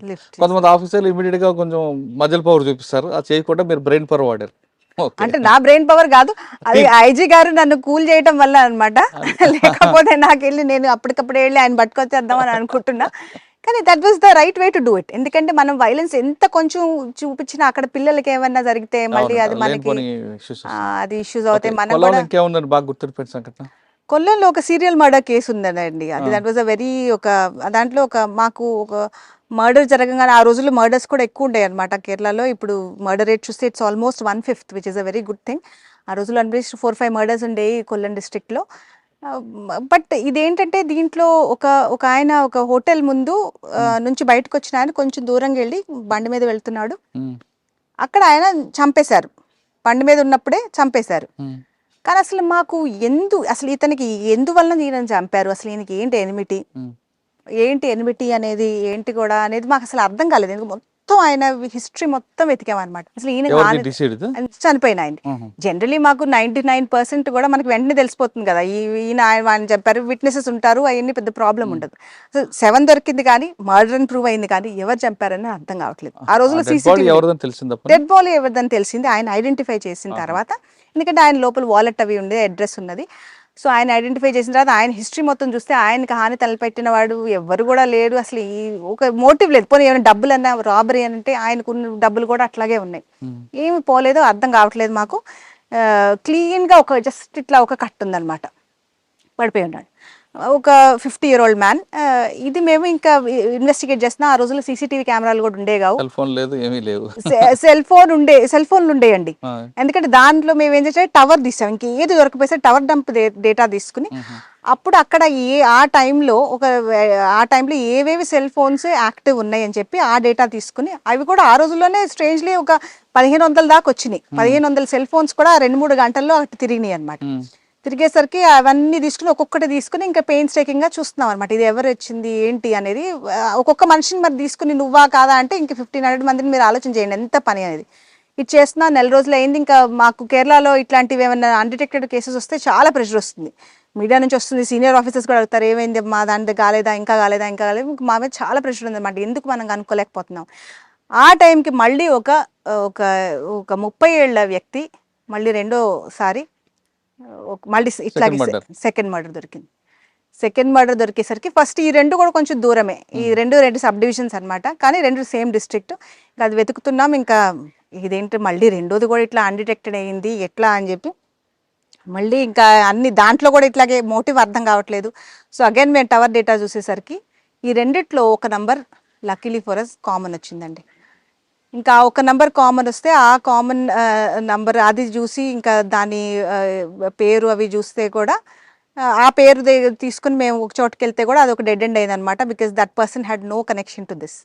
ఇంకా అగైన్ మేము మళ్ళీ సేమ్ నంబర్ దొరికినా వీఆర్ నోవేర్ అయ్యేసరికి, కాకపోతే IMEI నంబర్ ఉంటుంది కదా, ఆ IMEI నంబరు ఏదైతే ఈ 2 ఫోన్స్లో ఉన్నదో ఒకసారి ఆ థర్డ్ ఈ మేము అది పంపించామన్నమాట. ఒకవేళ ఈ IMEI నెంబర్ మళ్ళీ ఎవరైనా వాడితే మాకు ఇన్ఫర్మేషన్ రావాలి.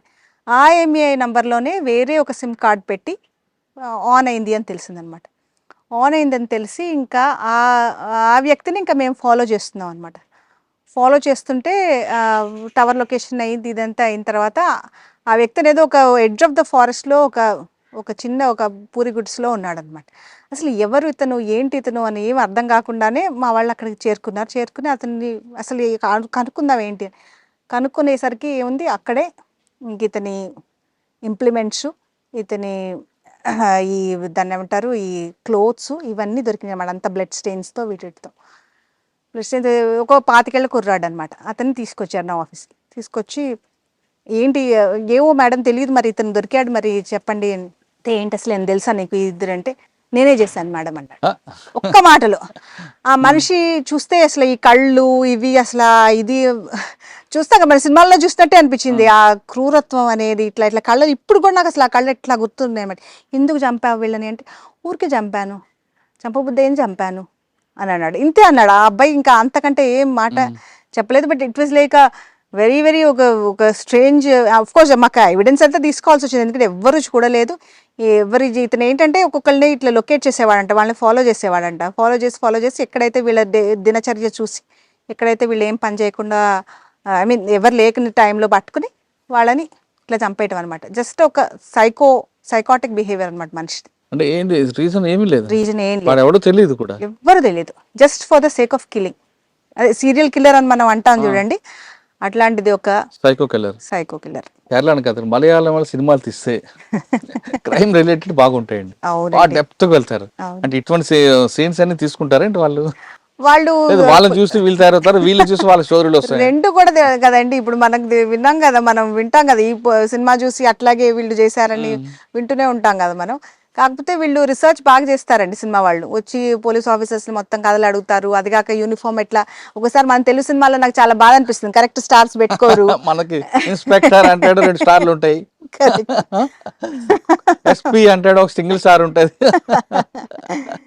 అది ప్రాబ్లం మన వాళ్ళకి. కానీ వీళ్ళు బాగా ఇన్ డెప్త్ వెళ్తారు. అది కాక దీస్ పీపుల్ హ్యావ్ అదే అంటే they have a love and hate relationship with police అనమాట. పోలీస్ లేకుండా వీళ్ళు బ్రతకలేరు, కానీ పోలీస్ అంటే కూడా కాన్స్టెంట్ గా ఒక క్రిటిసిజం కూడా చేస్తూ ఉంటారు. అవునా? అవును అంటే వీళ్ళు తీసే సినిమాలన్నీ కూడా క్రైమ్ రిలేటెడ్ ఉంటాయండి. అవును అంటే పోలీస్కి ఎగ్నిస్ట్ కూడా ఉంటారు ఇక్కడ. అగేన్స్ట్ ఉంటారు, ఫార్ ఉంటారు, రెండు ఉంటారు. అగేన్స్ట్ ఉంటారండి. అందుకనే Kerala police is one of the it's like the best police force in the country అనేది వీళ్ళు అంత ప్రెషర్ పెట్టడం వల్లనే, మన వాళ్ళు ప్రశ్నించకపోవటం వల్లనే పోలీసు అట్లా పైకి రావట్లేదు అనిపిస్తుంది. ఇక్కడ ఇక్కడ ఏది కూడా ఇప్పుడు ఫోన్ ఎత్తకపోతే ఇమీడియట్ గా మా బాస్కి వెళ్ళిపోతుంది ఫోన్. ఆయన నాకు ఫోన్ చేసి అడుగుతారు, ఏంటమ్మా వీళ్ళు ఫోన్ చేశారంటే నువ్వు ఎత్తట్లేదంట. ఇప్పుడు మనకి నా బ్యాచ్ మెట్స్ లో ఒకసారి పట్టుకోవాలంటే కూడా ఒకసారి కష్టం అవుతుంది ఫోన్లో. వాట్సాప్ చేసి నేను చేస్తున్నా నీకు వీలు ఉన్నప్పుడు ఫోన్ చేయంటే అది చూసి తర్వాత చేయటమే. కానీ ఇక్కడ we have to be available. ఇది కంట్రోల్ రూమ్ ఫోన్ చేద్దాం డైరెక్ట్ ఎస్పీకే. ఒక్కోసారి ఎస్పీకే ఫోన్ చేస్తారు, ఐజీకే ఫోన్ చేస్తారు. ఇప్పుడు నేను సిఎండి అయితే అక్కడ షాప్ నుంచి మేడం నాకు చిల్లర్లు ఇవ్వట్లేదని నాకు ఫోన్ చేస్తారు. So they think it's there, it goes to too much level, but they still think that this is their duty. Public లో విజిలెన్స్ ఉంది బాగా విజిలెన్స్ ఉంది. కానీ మరి మీకు కొంచెం హెడేక్ అవుతుంది కదండి. హెడేక్ అవుతుంది, కానీ that's how it is. But కేరళలో ఒక డీజీని కలవాలన్నా, హోమ్ మినిస్టర్ కలవాలన్నా, సీఎంని కలవాలన్నా ఆటో ఆ వ్యక్తి ఆయనకి అపాయింట్మెంట్ ఇస్తారండి, వాస్తవం అండి? ఎస్. ఇప్పుడు డీజీ గారు కూడా ఇప్పుడు మేము వెళ్తే కూడా we just walk in to the DG's room అండి. మేము బయట కూర్చోం. కొన్ని స్టేట్స్లో మాకు తెలిసింది ఏంటంటే 5-6 గంటలు ఏడీజీపీస్ కూడా వెయిట్ చేస్తారు డీజీ గారి గురించి అని. మేము ఎవరు ఉన్నా సరే డీజీ గారి రూమ్లో మేము వెళ్ళిపోతాం. వెళ్ళిపోయి మాకు సార్ ఇట్లా 2 నిమిషాలు ఇది అని చెప్పేస్తాం, మేము బయట వచ్చేస్తాం. అంతేగాని మాకు కొన్ని స్టేట్స్లో డీజీ గారు కారిడార్లు నడుస్తున్న కూడా మాట్లాడుతుంటారు. ప్రతి డీజీ గారికి రోజు కూడా ఒక 50 మంది అన్నా వస్తారండి కలవటానికి. సీఎం గారికి కూడా అంతే టైమింగ్ స్పెషల్గా పెడతారు. ఏ మినిస్టర్ అయినా సీఎం అయినా ఆ టైమింగ్స్లో వీళ్ళని కలుస్తారనమాట. కొల్లం తర్వాత నెక్స్ట్ కొల్లం తర్వాత నేను ఎర్నాకుళం రూరల్ వెళ్ళానండి. అక్కడ ఒక కేసు అంటే ఒక సీరియస్ మ్యాటర్ అంటే ఒక హ్యూమన్ ట్రాఫికింగ్ కేసు అనమాట. అది నాకు చాలా పోలీసులో మనము ఒకటి ఎప్పుడు గ్రహించమండి. పోలీసులు ఇంత చూస్తున్నారు కదా, వాళ్ళ మనసు ఎట్లా ట్రామటైజ్ అవుతుందా, దాని గురించి ఏం చేయాలి అనేది మనం ఎప్పుడు ఆలోచన చేయం. అది మాకు కూడా కౌన్సిలింగ్లు ఇవన్నీ ఉండాలి అని అనుకున్నాను. ఎందుకంటే ఆ కేసు చూసినప్పుడు ఇట్స్ హ్యూమన్ ట్రాఫికింగ్ కేసు. ఒక 17 ఏళ్ల అమ్మాయి అనమాట. ఆ అమ్మాయి ఒక తప్పు వయసు చెప్పి 18 అని చెప్పి ఆ అమ్మాయిని చాలా ఒక 100 మందికి పైగా అబ్యూస్ చేశారు. అంత చిన్నపిల్లని 14 ఏళ్ల నుంచి 17 ఏళ్ల 3 సంవత్సరాల వరకు 100 మంది ఆ అమ్మాయిని అబ్యూస్ చేశారంటే అసలు ఆ అమ్మాయి స్టేట్మెంట్స్ తీసుకుని ఒక్కొక్కళ్ళు, అది కాక ఆ పిల్లకి గుర్తు తెప్పించి మనం ఒక్కొక్కళ్ళని తీసుకొచ్చి ఆ అమ్మాయికి ఐడెంటిఫై చేయించి ఇది చేసి ఒక్కొక్క కేసుకి ఛార్జ్ షీట్ చేసి చాలా ఒక పెద్ద ప్రాసెస్ అయిందనమాట. అది కాక ఆ అమ్మాయిని ట్రాఫిక్ చేసింది ఒక పెద్ద గ్యాంగ్ అనమాట, విచ్ వేర్ లైక్ ఇక్కడ ఒక గుండా గ్యాంగ్ లాంటి గ్యాంగ్ అనమాట. వాళ్ళని ట్రేస్ చేసి పట్టుకుని ఇవన్నీ. కానీ ఆ పిల్ల అనేది ఎంత చిన్నపిల్ల, ఆ పిల్లకి చిన్నప్పటి నుంచి కూడా చదువుకోవాలని చాలా ఇష్టం ఉండేది. కానీ ఇంకా తల్లిదండ్రులు బాగా పేదరికంలో ఉండటం వల్ల ఇంకా ఈ పిల్ల ఇట్లా వచ్చేసి చాలా మంది 100% చదువుకునే ఉన్నారు కదండి ఇక్కడ కేరళలో. ఈ అమ్మాయి కాసర్గోడ్ జిల్లా నుంచి అండి, అది బార్డర్ ఏరియా అనమాట. కర్ణాటక. అక్కడ అంటే 14-15 ఏళ్ళ వరకు ఈ పాప చదువుకుంది, స్కూల్కి వెళ్ళింది. కానీ ఇంకా దాని తర్వాత ఇది మానిపించేసి దీనికి పంపించేసి బెంగళూరు తీసుకెళ్ళి అక్కడ అబ్యూస్ చేయించి మళ్ళీ ఇక్కడ తీసుకొచ్చి ఇట్లా చాలా చేశారు ఆ అమ్మాయిని. హ్యూమన్ ట్రాఫికింగ్ కేసులు తక్కువ అంటారండి కేరళలో? అవును తక్కువే, కానీ ఆ కేసు ఇప్పుడు వేరే స్టేట్స్ తో కంపేర్ చేసుకుంటే చాలా తక్కువ. ఎందుకంటే వాళ్ళే అమ్మాయిలు వెళ్ళి నర్స్ గానో టీచర్స్ గానో పనిచేస్తారు వేరే స్టేట్ లో, హ్యూమన్ ట్రాఫిక్ ఉండదు అనేది వాస్తవేనా? తక్కువ ఉండదు అని అనలేమండి మనం, తక్కువ. ఎందుకంటే ఇప్పుడు అమ్మాయిలు కూడా ఇప్పుడు వీళ్ళు గల్ఫ్ లోకి వెళ్తారు చూడండి, గల్ఫ్ లోకి ఇక్కడ నుంచి చాలా మంది వెళ్తారు. అక్కడ ఏం జరుగుతా ఉంది, వాళ్ళకి కరెక్ట్ పేమెంట్ ఇస్తున్నారా లేదా, వాళ్ళకి అక్కడ ఉందా అని. ఇప్పుడు మాకు స్పెషల్ గా ఒక ఎస్పీ ఎన్ఆర్ఐ అని ఉన్నారనమాట. ఆయన కేవలం చేసేది ఇది and welfare of the like people who have gone abroad అనమాట. లేదని మనం చెప్పలేం, తక్కువ అని చెప్పాలి. ఇక్కడ విమెన్ మిస్సింగ్ కేసు కూడా చాలా సీరియస్గా తీసుకుంటామండి మేము. చైల్డ్ మిస్సింగ్ కేసు అయితే మరీ సీరియస్, విమెన్ మిస్సింగ్ కేసు కూడా నాగరాజ్ గారు చెప్పారు కదా, ఆయన విమెన్ మిస్సింగ్ కేసు చేయడం వల్ల అది మనకి హ్యూమన్ సాక్రిఫైస్ కేసు అని తెలిసింది. ఒక లేడీ మిస్ అయితే మనం ఎప్పుడు కూడా ఆ కేసు కొట్టేయం. ఆ లేడీని పిలుచుకొచ్చి ఎట్లాగైనా కోర్టు ముందు హాజరు చేస్తేనే చేస్తాం. Actually it is not even a cognizable offence. ఇప్పుడు మరి దేర్ ఇస్ నో ఎఫ్ఐఆర్, కానీ మేము ఒక ఎఫ్ఐఆర్ రాస్తాం అనమాట అండర్ క్యాప్షన్ మ్యాన్ మిస్సింగ్ అని చెప్తాం. ఇప్పుడు మాకు కేరళ పోలీస్ యాక్ట్ లో కూడా ఒక సెక్షన్ పెట్టి మేజర్ అయినా స్టేట్మెంట్ ఇవ్వాలి, కోర్టు ముందు హాజరు చేస్తాం అనమాట. నేను నా సొంతంగానే వెళ్ళాను. ఎలోప్మెంట్లు ఉన్నా తీసుకొస్తామండి. అది చాలా పెయిన్ఫుల్ మాకు కూడా ఒక్కొక్కసారి. అన్నా సరే మీకు ఉంది కేసు, మీరు రావాలి. ఎందుకంటే ఎవరో ఒకళ్ళు కంప్లైంట్ కూడా ఇస్తారు కదా, తల్లిదండ్రులు ఎవరో ఒకళ్ళు చెప్తారు కదా మా అమ్మాయి కనిపించట్లేదు అని. ఒకసారి వైఫ్స్ గురించి కూడా హస్బెండ్స్ ఇస్తారు, వైఫ్స్ వేరే వాళ్ళతో వెళ్ళిపోయిన అప్పుడు కూడా మేము లేడీస్ అయితే తీసుకొస్తాం. అందుకనే ఆ విజిలెన్స్ చాలా ఉంటుందండి, ఎందుకంటే we don't want women to be missing. Child missing అంటే చాలా సీరియస్. అచ్చా. మేడం ఎర్నాకుళం రూరల్ అంటే మీకు శబరిమల మీకే వచ్చేదా? ఎర్నాకుళం రూరల్లో వచ్చేది కాదండి, కానీ నేను ఐజీ సౌత్ జోన్ లాగా చేశాను అనమాట 2 సంవత్సరాలు. 2 సార్లు కూడా మన తెలుగు వాళ్ళు ఫెస్టివల్ మొత్తం మన ఫెస్టివల్ అంతా శబరిమల అంతా కూడా అది హ్యూజ్ బందోబస్తు అండి మాకు. ఓకే, నేను దాని అనుకున్నా వరకు వెళ్తామండి. ఎర్నాకుళం రూరల్ తర్వాత ఎర్నాకుళం రూరల్ తర్వాత ఇంకా మేము తర్వాత నేను విజిలెన్స్లో కొంతకాలం పనిచేసి తర్వాత మేము సిబిఐకి వెళ్ళామండి, బాంబే. సిబిఐలో నేను I was the first SP who was given. ఆ రోజుల్లో ఎస్పీస్ ఉండేవాళ్ళు, తర్వాత హెడ్ ఆఫ్ ద బ్రాంచ్ అంటారు అనమాట, జనరలీ డిఐజీస్ ఉంటారు. కానీ నాకు ఫస్ట్ వెళ్ళంగానే వెంటనే హెడ్ ఆఫ్ ద బ్రాంచ్ ఇచ్చారు. It was the banking and securities fraud అనమాట. ఈఓడబ్ల్యూ లాగానే, బట్ ఈఓడబ్ల్యూ కంటే కూడా పెద్ద కేసులు వచ్చేవి మేము హ్యాండిల్ చేసేవాళ్ళం అనమాట. అది కూడా బాంబే ఇస్ ఫైనాన్షియల్ క్యాపిటల్ కాబట్టి మాకు అది కూడా ఇప్పుడు కాస్ట్ అకౌంటెన్సీ బ్యాక్గ్రౌండ్ చూసి వాళ్ళు నాకు ఆ కేసు ఇచ్చారు, ఎందుకంటే ఇట్స్ బేసికలీ ఫైనాన్షియల్ ఫ్రాడ్ కాబట్టి. అండ్ ఇప్పుడు కూడా అంతంత కోట్ల ఇది ఫస్ట్ టైం చూడటం అనమాట. ఏ కేసు ముట్టుకున్న 1000 కోట్లు అనేవాళ్ళు, 1000 కోట్ల ఫ్రాడ్. 1000 కోట్ల ఫ్రాడ్ అంటే అన్ని సున్నాలు అసలు ఎన్ని ఉంటాయని కూడా మనకి అంతకంటే ముందు. ఇక్కడ ఎస్పీగా ఉన్నప్పుడు అయితే మహా అయితే 5 లక్షలు 10 లక్షలు అంతవరకేనండి. మేడం బాంబేలో అంటే ఏరియాలో మాఫియా ఉన్న ఏరియాలో మీరు ఈఓడబ్ల్యూ లాంటి కేసులు చూస్తున్నప్పుడు అక్కడ వార్నింగ్లు థ్రెట్లు చాలా ఉంటాయండి, మీకు ఏమైనా ఫేస్ అయ్యారా? మాకు సిబిఐలో లక్కీగా ఏంటంటే we don't have to take the phones. ఇదివరకు మీరు అన్నారు కదా ఎందుకు ఫోన్స్ అనేది ఒక పెయిన్ఫుల్ అని, థ్యాంక్ఫుల్లీ సిబిఐలో you don't have to take the phone. సిబిఐలో ఏంటంటే సిస్టమ్ స్పెషల్ ఇంటెలిజెన్స్ కూడా ఉంటుంది, SIU అంటారు.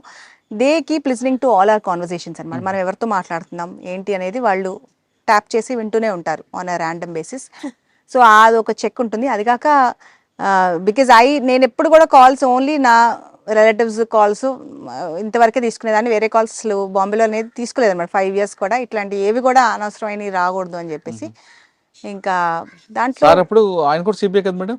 ఆయన సిబిఐ, ఆయన యాంటీ కరప్షన్ బ్యూరోలో ఉండారనమాట. నేను BSFCలో, మళ్ళీ 3 ఏళ్ళ తర్వాత నేను యాంటీ కరప్షన్ బ్యూరోకి వెళ్ళాను, ఆయన BSFCకి వచ్చారు. మీకు ఏసీబీలో ఏముందని బాగా గుర్తుపోయిన సంఘటన? మేము ఈ కేసుల ట్రయల్ చూసేవాళ్ళం అండి. ఇప్పుడు మన హర్షద్ మెహతా స్కామ్ కేసెస్ ఉన్నాయి కదా, ఆ కేసెస్ ట్రయల్ అప్పుడంతా ట్రయల్కి వస్తున్నాయి అనమాట ఒక్కొక్క కేసులో. ఇంకా ట్రయల్ అంటే అంత ఈజీ కాదు, దానికి అన్ని డాక్యుమెంట్స్ అవి తీసుకెళ్ళాలి.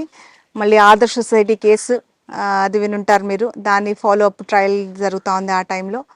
ఇంకా ఈ డైమండ్స్ కేసెస్ అన్నీ కూడా అప్పుడు చేసాము. ఇప్పుడు మన నీరవ్ మోదీ కూడా మన ఇవి దాన్ని ఏమంటారు ఈ కేసెస్ అన్నీ కూడా బ్యాంకింగ్. ఏసీబీలో ట్రాప్ కేసులో కన్విక్షన్ వస్తుంది అని చెప్పిన సిబిఐలో డిఏ కేసులు రాదండి. అంటే డాక్యుమెంటేషన్ సబ్మిట్ చేయడంలోనూ ఆ లేక లింక్ తెగిపోవడం వల్ల అంటారా? ట్రాప్ అంటే రండి, ఇట్స్ వెరీ ట్రాప్ లే చేయడం అనేది చాలా ముఖ్యం, చాలా కష్టమైన పని కూడా ట్రాప్ లే చేయటం. ఇప్పుడు మాకు 20 మంది అయోలు ఉంటే కూడా ఒక 3-4 ఉండేవాళ్ళు అనమాట ఆ తెలివితో ట్రాప్. ఎందుకంటే ట్రాప్ తీసుకోవటంలో దెర్ హ్యాస్ టు బి, ఇప్పుడు ఆ రోజుల్లో ఏముండాలి, ఫస్ట్ డిమాండ్ ఉండాలి, ఎక్సెప్టెన్స్ ఉండాలి, ఈ 2 చాలా క్లియర్గా ఉండాలి. మూడోది some decision has to be changed. ఈ 3 కూడా మనం క్లియర్గా ఎస్టాబ్లిష్ చేయగలగాలి. ఇది చాలా మంది తెలివిగా ఎస్కేప్ అవడానికి చూస్తుంటారు, డిమాండ్ డైరెక్ట్గా చెప్పరు, డిమాండ్ లేకపోతే ఈ ఎక్సెప్టెన్స్ డైరెక్ట్గా చేయరు. అందుకని ఈ ట్రాప్, ఒకవేళ ట్రాప్ లే చేయటం ఆ రోజు మనకి తెలిసిపోతుంది ఇది కేసు కన్విక్షనా కాదా అని. ఎందుకంటే అప్పుడే అన్ని కరెక్ట్గా ఉంది, ఆ డిమాండ్ ఉంది ఏదండి అంటే మనం రికార్డ్ చేస్తాం అనమాట. రికార్డ్ చేసినప్పుడు వింటాం, ఓకే ఇంగ్రీడియంట్స్ ఉన్నాయి, ఓకే టిక్, ఎక్సెప్ట్ చేశాడంటే అక్కడ పెట్టమన్నాడు, అక్కడ నుంచి మళ్ళీ థర్డ్ పార్టీ వచ్చి విట్నెసెస్ వచ్చి తీసుకున్నారు, అది ఉంటుంది. So trap case is a very easy case. ఆ రోజు కష్టపడితే మనం తర్వాత పెద్ద ఒక 10 మంది విట్నెసెస్తో అయిపోతుంది. కానీ డిఏలా కాదు, డిఏలా కాదు. ఓకే. కానీ డిఏ కేసుల్లో స్టేట్ ఏసీబీ కానీ స్టేట్లో కర్ణాటక లోకాయుక్త కాకుండా మిగతా స్టేట్లో ఏసీబీ అరెస్ట్ చేస్తుంది డిఏ కేసులో కూడా. కానీ సిబిఐలో డిఏ కేసులో అరెస్ట్ వద్దంటారు, అరెస్ట్ మ్యాండేటరీ కాదంటారు, ఎందుకండి? యాక్చువల్లీ సిబిఐలో ఏది కేసులో కూడా ఇప్పుడు మేము ఉన్నప్పుడైతే ఏ కేసు అయినా సరే అరెస్ట్ అనేది మ్యాండేటరీ కాదనేవాళ్ళు. Why do we arrest somebody అండి? Number 1 that he will influence the witnesses, number 2 that he might destroy the evidence. ఈ 2 కారణాల వల్ల, ఆర్ హీ మైట్ ఎస్కేప్. ఈ 3, he might escape and he will not face the trial of the law. సిబిఐలో ఏంటంటే point, మా కేసెస్ అన్నీ కూడా they are almost document based. At least మేము చేసిన కేసు BSFC, EOW దీంట్లో మళ్ళీ దాన్ని ఏమంటారు హామిసైడ్ కేసెస్ అవంటే సరే అది different story. So CBI says that first మీరు సిబిఐలో వన్ థింగ్ అండి, ఇప్పుడు కూడా నేను I really believe in that system is basically they go very strongly on evidence. Evidence ఏంటి అంటారు, అది ఎవరైనా కావచ్చు, అది ఫార్మర్ హోమ్ మినిస్టర్ కావచ్చు, అట్లాంటి కేసెస్ కూడా we have dealt with them. అది లేకపోతే ప్రజెంట్ లైక్ ఫైనాన్స్ మినిస్టర్ ఎవరైనా సరే, what is the evidence? So ఆ డాక్యుమెంట్స్ అనేవి మనకి తీసేసుకున్న తర్వాత ఇంకా అతన్ని అరెస్ట్ చేయడం వల్ల we only arrest in CBI, but even if they don't arrest they call him for ఒక క్వశ్చనింగ్ కోసం. ఎందుకు? That he should also be given an opportunity, natural justice. నీకేమైనా చెప్పాల్సింది ఉందా, నువ్వు చెప్పు. రెండోది, what are the loop holes? ఇప్పుడు సడన్గా ఏమైనా తీసుకొచ్చి అవునవును నాకు ఈ పేపర్ ఉంది మీరు ఎట్లా అంటున్నారని మనల్ని ట్రయల్ టైంలో కన్ఫ్యూజ్ చేయకూడదు అని చెప్పి we should know the loop holes అని చెప్పి మనము ఇది చేస్తాం. చేసేసరికి ఆ రెండు ఛాన్సెస్ కోసం అనమాట ఎగ్జామిన్ చేసేది, which I think is the right thing. కానీ లోకల్ పోలీసులో ఏంటి, you are setting an example.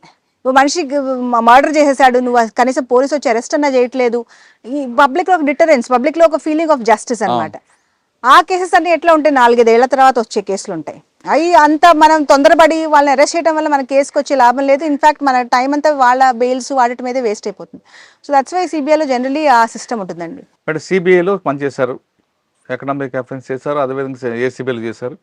మీరు అక్కడ కన్విక్షన్ రేటు చెప్తూ డిఏ కేసులు ఎందుకు కన్విక్షన్ వస్తుంది అనే విషయం కూడా చెప్పారు.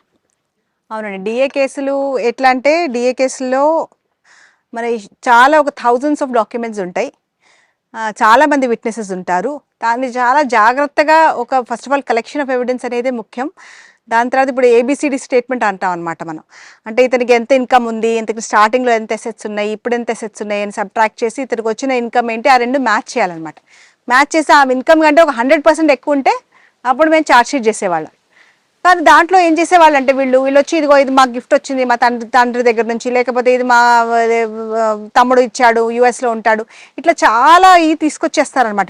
వీళ్ళు చేసేవాళ్ళు చాలా జాగ్రత్తగా చేస్తారు. ఇంకోటి ఏం చేసేవాళ్ళు అంటే బెనామీ అసలు అబ్సల్యూట్గా కూడా ఒక XYZ అనేది కూడా తెలియకుండా ఒక మనిషి పేరు మీద పెట్టేసేవాళ్ళు. కానీ అది మొత్తం కూడా ఇతనేనమాట చేసేది. అఫ్కోర్స్ దాంట్లో ఎవిడెన్స్ మనం వేరే విధంగా కలెక్ట్ చేయొచ్చు. ఇప్పుడు ఒకవేళ భూమి ఉంటే, ఇప్పుడు ఆ భూమిలో ఏమైనా కన్స్ట్రక్షన్ చేస్తున్నా, లేకపోతే అగ్రికల్చర్ చేస్తున్నా, ఎవరు డబ్బులు ఇస్తున్నారు, ఎవరు దాని లైక్ పనులకి ఫైనాన్షియల్ పనులన్నీ చూస్తున్నారు, ఇట్లా కూడా ఎవిడెన్స్ కలెక్ట్ చేయొచ్చు. కానీ ఇవన్నీ వల్ల, ఈ ఇష్యూస్ వల్ల, ఈ thousands of documents, hundreds of witnesses వల్ల first of all drag out అయిపోతుంది. వాళ్ళు చాలా మంది చనిపోతూ ఉంటారు, డాక్యుమెంట్స్ మిస్సింగ్ అయిపోతూ ఉంటాయి. ఈ ఇష్యూ వల్ల డిఏ అంత ఈజీగా కూడా కన్విక్షన్లోకి వెళ్ళదు. ఓకే, సిబిఐ తర్వాత మళ్ళీ మేము స్టేట్కి వచ్చామండి. స్టేట్కి వచ్చిన తర్వాత మేము ఐఎం బెంగళూరుకి వెళ్ళాం అనమాట. 1 year కోర్స్ అప్పుడు ఉండేది. It was basically MBA in public policy and management అనమాట. అది ఒక చాలా మంచి ఒక అనుభవం ఉండేది. దాంట్లో ఒక సెమిస్టర్ మాకు సిరక్యూజ్ యూనివర్సిటీ అనమాట, యుఎస్లో. It has the highest rated school for public policy ఆ రోజుల్లో. ఆ స్కూల్లో ఒక సెమిస్టర్ ఉండింది. It was a good experience about how to like public administration తీసుకున్న సబ్జెక్టు ప్రజెంట్ ఉన్న ప్రొఫెషన్కి ఏమైనా యూజ్ ఉందండి, లేదా మీకు పర్సనల్గా యూజ్ అయినది? డెఫినెట్లీ ప్రొఫెషన్కి యూజ్ అయ్యే సబ్జెక్టేనండి. ఫస్ట్ ఆఫ్ ఆల్ అక్కడ ఏంటంటే, వాళ్ళు ఇప్పుడు ఫర్ ఎగ్జాంపుల్ మాకు స్టాటిస్టిక్స్ అనే కోర్స్ ఉండేది. స్టాటిస్టిక్స్లో ఏంటి, ఎట్లా హౌ డు యూ రీసెర్చ్. ఇప్పుడు మా తర్వాత మేము ఎంఫిల్ చేసామన్నమాట కేంబ్రిడ్జ్లో. దాంట్లో it was just took off from where we left off in IIMB అనమాట. బేసికలీ పోలీస్ లెజిటిమసీని నేను రీసెర్చ్ చేశాను. But how do you research it? You research it with the help of the statistics. Then like ఇప్పుడు for example policy window concept ఒకటి ఉంటుంది అనమాట. చదువుకున్న క్వాలిఫికేషన్కి ఈ ప్రొఫెషన్కి మ్యాచ్ అయ్యిందంటారు? Yes definitely. ఎందుకంటే that programme was tailor made for public servants అనమాట. అంటే ఇప్పుడు మోటివేషన్ అంటే ఎట్లా చేయాలి, మేనేజ్మెంట్ ఎట్లా చేయాలి, దాని తర్వాత ఇప్పుడు ఫర్ ఎగ్జాంపుల్ చాలా ఇష్యూస్ ఇప్పుడు నేను ఇప్పుడు CMDగా పనిచేస్తున్నాను. వాళ్ళు చాలా కేస్ స్టడీస్ చెప్పేవాళ్ళు, ఒక్కొక్క లైక్ కార్పొరేషన్ అప్పుడు ఎట్లా ముందుకు తీసుకెళ్లారు అనేది. అది కూడా చాలా యూస్ఫుల్గా ఉన్నదండి. ఇప్పుడు ఓకే, స్టేట్కి వచ్చాక ఏం చేశారండి? ఈ సంవత్సరం అయిన తర్వాత మళ్ళీ వెనక్కి యాక్చువల్లీ మేము CBIకి వెళ్ళే ముందే వెళ్ళిన తర్వాత CBIకి వెళ్ళాము. CBIకి వెళ్ళి వచ్చిన తర్వాత ఇప్పుడు నేను ఒక 6 నెలలు నేను ఇక్కడ అడిషనల్ కమిషనర్ ట్రివాండ్రం సిటీ లాగా ఉన్నానండి. అప్పుడు దాని తర్వాత నేను IG సౌత్ జోన్ లాగా ఉన్నాను. ఆ సమయంలోనే నాకు ఇప్పుడు శబరిమల ఇన్ఛార్జ్ అనమాట. శబరిమల అంటే మాకు కేరళ 2 నెలల పాటు అసలు కేరళ పోలీస్ అనేది ఇంకా పూర్తిగా శబరిమల అయ్యప్ప స్వామికే అంకితం అనమాట. ఎక్కడ కూడా నేను అనుకోవటం తిరుపతి అయినా సరే ఎక్కడైనా సరే ఇంత పోలీస్ బందోబస్తు ఉండదు. అంటే మొత్తం తిరుపతిలో 360 రోజులు ఉంటాయి, కేరళలో ఆ 2 నెలలు మాత్రం ఉంటుంది కాబట్టి 2 ఫోర్స్ నెలలు అంతా మాత్రమే ఉంటుంది. తమిళ కానీ ఫోర్స్. అక్కడ వాళ్ళకి స్పెసిఫిక్ లైక్ సెక్యూరిటీ సిస్టమ్స్ ఉన్నాయండి, which do not draw from the police. ఇప్పుడు మా కాసర్గోడ్, మా నార్దర్న్ మోస్ట్ డిస్ట్రిక్ట్ కాసర్గోడ్ నుంచి ట్రివాండ్రం వరకు కూడా ప్రతి ఒక్క డిస్ట్రిక్ట్ నుంచి మ్యాన్ పవర్ వెళ్తుంది. ఈ 2 నెలల పాటు 15 రోజుల డ్యూటీ ఉంటుంది అనమాట. అంటే మండలం దగ్గర నుంచి సంక్రాంతి వరకు, మకర జ్యోతి వరకు, మకర జ్యోతి వరకు, నవంబర్ 15 నుంచి రఫ్లీ జనవరి 15 వరకు కూడా ఇట్లా ఫేజ్లుగా వీళ్ళు డ్యూటీకి మేము తీసుకుంటాం అనమాట. ఇంత మ్యాన్ పవర్, మూవ్మెంట్, లాజిస్టిక్స్, అక్కడ స్టే. అదిగాక మీకు తెలుసు కదా శబరిమల మీరు వెళ్ళే ఉంటారు, అక్కడ పోలీసులు చేసేది ఒక విధంగా సేవే. ఇప్పుడు భక్తులు అక్కడికి వచ్చి ఆ 18 పడి ఆ 18 మెట్లు ఎక్కుతున్నప్పుడు కూడా వీళ్ళు ఇంకా లాగుతూ ఉంటారనమాట. ఇంకా అసలు భక్తులు ఇంకా అవి కూడా చాలా ఎత్తుగా ఉండేసరికి ప్రాబ్లం అవుతుంది. అది సేవలాగే చేస్తారు, కానీ పోలీసు 2 నెలల పాటు బాగా కష్టపడతారనమాట ఆ సమయంలో. అదిగా ఒకసారి 2011లో అక్కడ ఒక స్టాంపిడ్ జరిగి 100 మంది చనిపోయారు కూడా. అన్నీ అట్లా అవ్వకుండా అవన్నీ కూడా చాలా జాగ్రత్తలు తీసుకోవాల్సి వస్తుంది. స్ట్రీమ్ లైనింగ్ తక్కువ, అంతా కొండ ప్రాంతం, అక్కడంతా ఇన్ఫ్రాస్ట్రక్చర్ ఉండదు. మనకి ఇప్పుడు తిరుపతి లాగా కొంచెం చాలా ప్రొఫెషనల్ క్యూస్ లాగా సిస్టమ్స్ అట్లా చేయలేము మనం. అక్కడ కన్స్ట్రక్షన్ చేయడం కూడా కష్టం. దానివల్ల 2011లో జరిగిన తర్వాత కూడా మరొకసారి 2015-16లో జరిగింది. లేదండి, ఒక్కసారే జరిగింది. తోపులాట జరగడం, పడిపోవడం జరిగింది. అంటే ఎవరు కూడా కొంచెం తోపులాడే చనిపోలేదు. ఇట్లా అది ఎందుకంటేనండి అక్కడ ఇప్పుడు మా కెపాసిటీ అనేది అక్కడ చూసుకోవాలి. మన కెపాసిటీకి దాటి ఇట్లా భక్తులు వచ్చేస్తున్నప్పుడు చాలా కష్టం అయిపోతుంది అనమాట. ఈ లైన్స్ ఏమో స్ట్రెచ్ అయిపోతుండే, పంప దాకా వచ్చేసింది లైన్ అంటారు. అక్కడ బండ్లన్నీ ఆగిపోయి ఉన్నాయి, బండ్లు మూవ్ అవ్వట్లేదు అంటారు. అదంతా పోలీస్ మీద అనమాట ప్రెషర్. ఇప్పుడు ఐజీ సౌత్ జోన్కి కెమెరాస్ ఉంటే మొత్తం కూడా అన్ని కెమెరాస్ ఇక్కడ నుంచి కూర్చుని వి కీప్ లైక్ చెకింగ్ అనమాట. ఒక్కొక్క కెమెరా ఎక్కడ ఉంది, సన్నిధానంలో ఎట్లా ఉన్నది, కింద పంపలో ఎట్లా ఉన్నది అనేది కంప్లీట్ చెకప్. ఇంకా డీజీ నుంచి ఐజీ సౌత్ జోన్ అయితే అసలు కంప్లీట్ దీనికే అంకితం. డీజీ గారు కూడా చాలా కేర్ఫుల్గా చూస్తుంటారనమాట. ఈ మండల పూజ, మకర వేళకు ఉన్న టైంలో అయితే అక్కడ క్యాంప్ చేస్తూ ఉంటాం. ఐజీ లాగా నేను పంపలో క్యాంపింగ్ ఉండాల్సి వచ్చింది. కానీ థ్యాంక్ఫుల్లీ నేను 2 సంవత్సరాలు కూడా స్మూత్గానే అయిపోయినాయి. ఇప్పుడు ఆన్లైన్ చేశారు, దానివల్ల చాలా ప్రయోజనం ఉంది పోలీస్కి. ఎందుకంటే ఒక స్లాటెడ్గా వస్తారు, భక్తులు వచ్చి చేసి వెళ్తారు. బట్ ఇప్పుడు సౌత్ జోన్ ఐజీ తర్వాత అండి, తర్వాత నాకు ఇంటెలిజెన్స్లో సౌత్ జోన్ ఐజీలో పనిచేస్తున్నప్పుడు కోవిడ్ వచ్చింది. కోవిడ్ రావడం పక్కన పెట్టండి, శబరిమల మన తెలుగు రాష్ట్రాలు, తమిళనాడు, కేరళ కన్నా తెలుగు రాష్ట్రాలు భక్తులు ఎక్కువ. మన తెలుగు ఆడపడుచు ఉంది కదా అని మీకు ప్రెజర్ ఉందా ఆ టైంలో? మా చుట్టాలకి ఇప్పుడు 20 ఏళ్ల నుంచి అర్థం అయిపోయిందండి ఎంతవరకు ప్రెషర్ నేను తీసుకుంటాను అనేది. ఎప్పుడైనా కొంచెం చిన్న ఏమైనా సాయం చేయగలిగితే చేస్తాం, కానీ జనరల్లీ వాళ్ళకి రూల్స్ ప్రకారం అన్ని చెప్పేస్తాం అనమాట. ఇట్లా కుదరదు, ఏది జరగగలదు, ఏది జరగదు అనేది వాళ్ళకి తెలుసు. ఎస్పెషలీ అందుకని దాన్ని కదా మన ఊరు అమ్మాయి ఉంది మనకు ఉపయోగపడలేదు అంటారా? వాళ్ళకి నా టైప్ తెలుసండి, రూల్స్ మాట్లాడతాను ఎక్కువ అని తెలుసు, ఎందుకులే అని. ఎందుకంటే నా పాయింట్ ఏంటంటే మనం భక్తిగా వచ్చినప్పుడు అందరు భక్తులతో నిలబడి వెళ్ళాలి. అలా కాకుండా నాకు స్పెషల్ దర్శనం కావాలంటే మరి నువ్వేం కష్టపడుతున్నావు, మరి దేవుని చుట్టాన్ని నువ్వు కష్టపడట్లేదు కదా. వాళ్ళందరూ ముందు మన వాళ్ళ ముందుకు తీసుకెళ్ళడం కూడా నాకు బాగా అనిపించదు. పాపం వాళ్ళు కూడా నిలబడి ఉంటారు కదా. అందుకని ఉంటారండి వాళ్ళు, కరెక్ట్. ఆ చూపులో మనకు అదొకలా అనిపిస్తూ ఉంటుంది, అది ఇంకా ఇబ్బందికరం. అందుకని okay. South zone IGP next post అండి?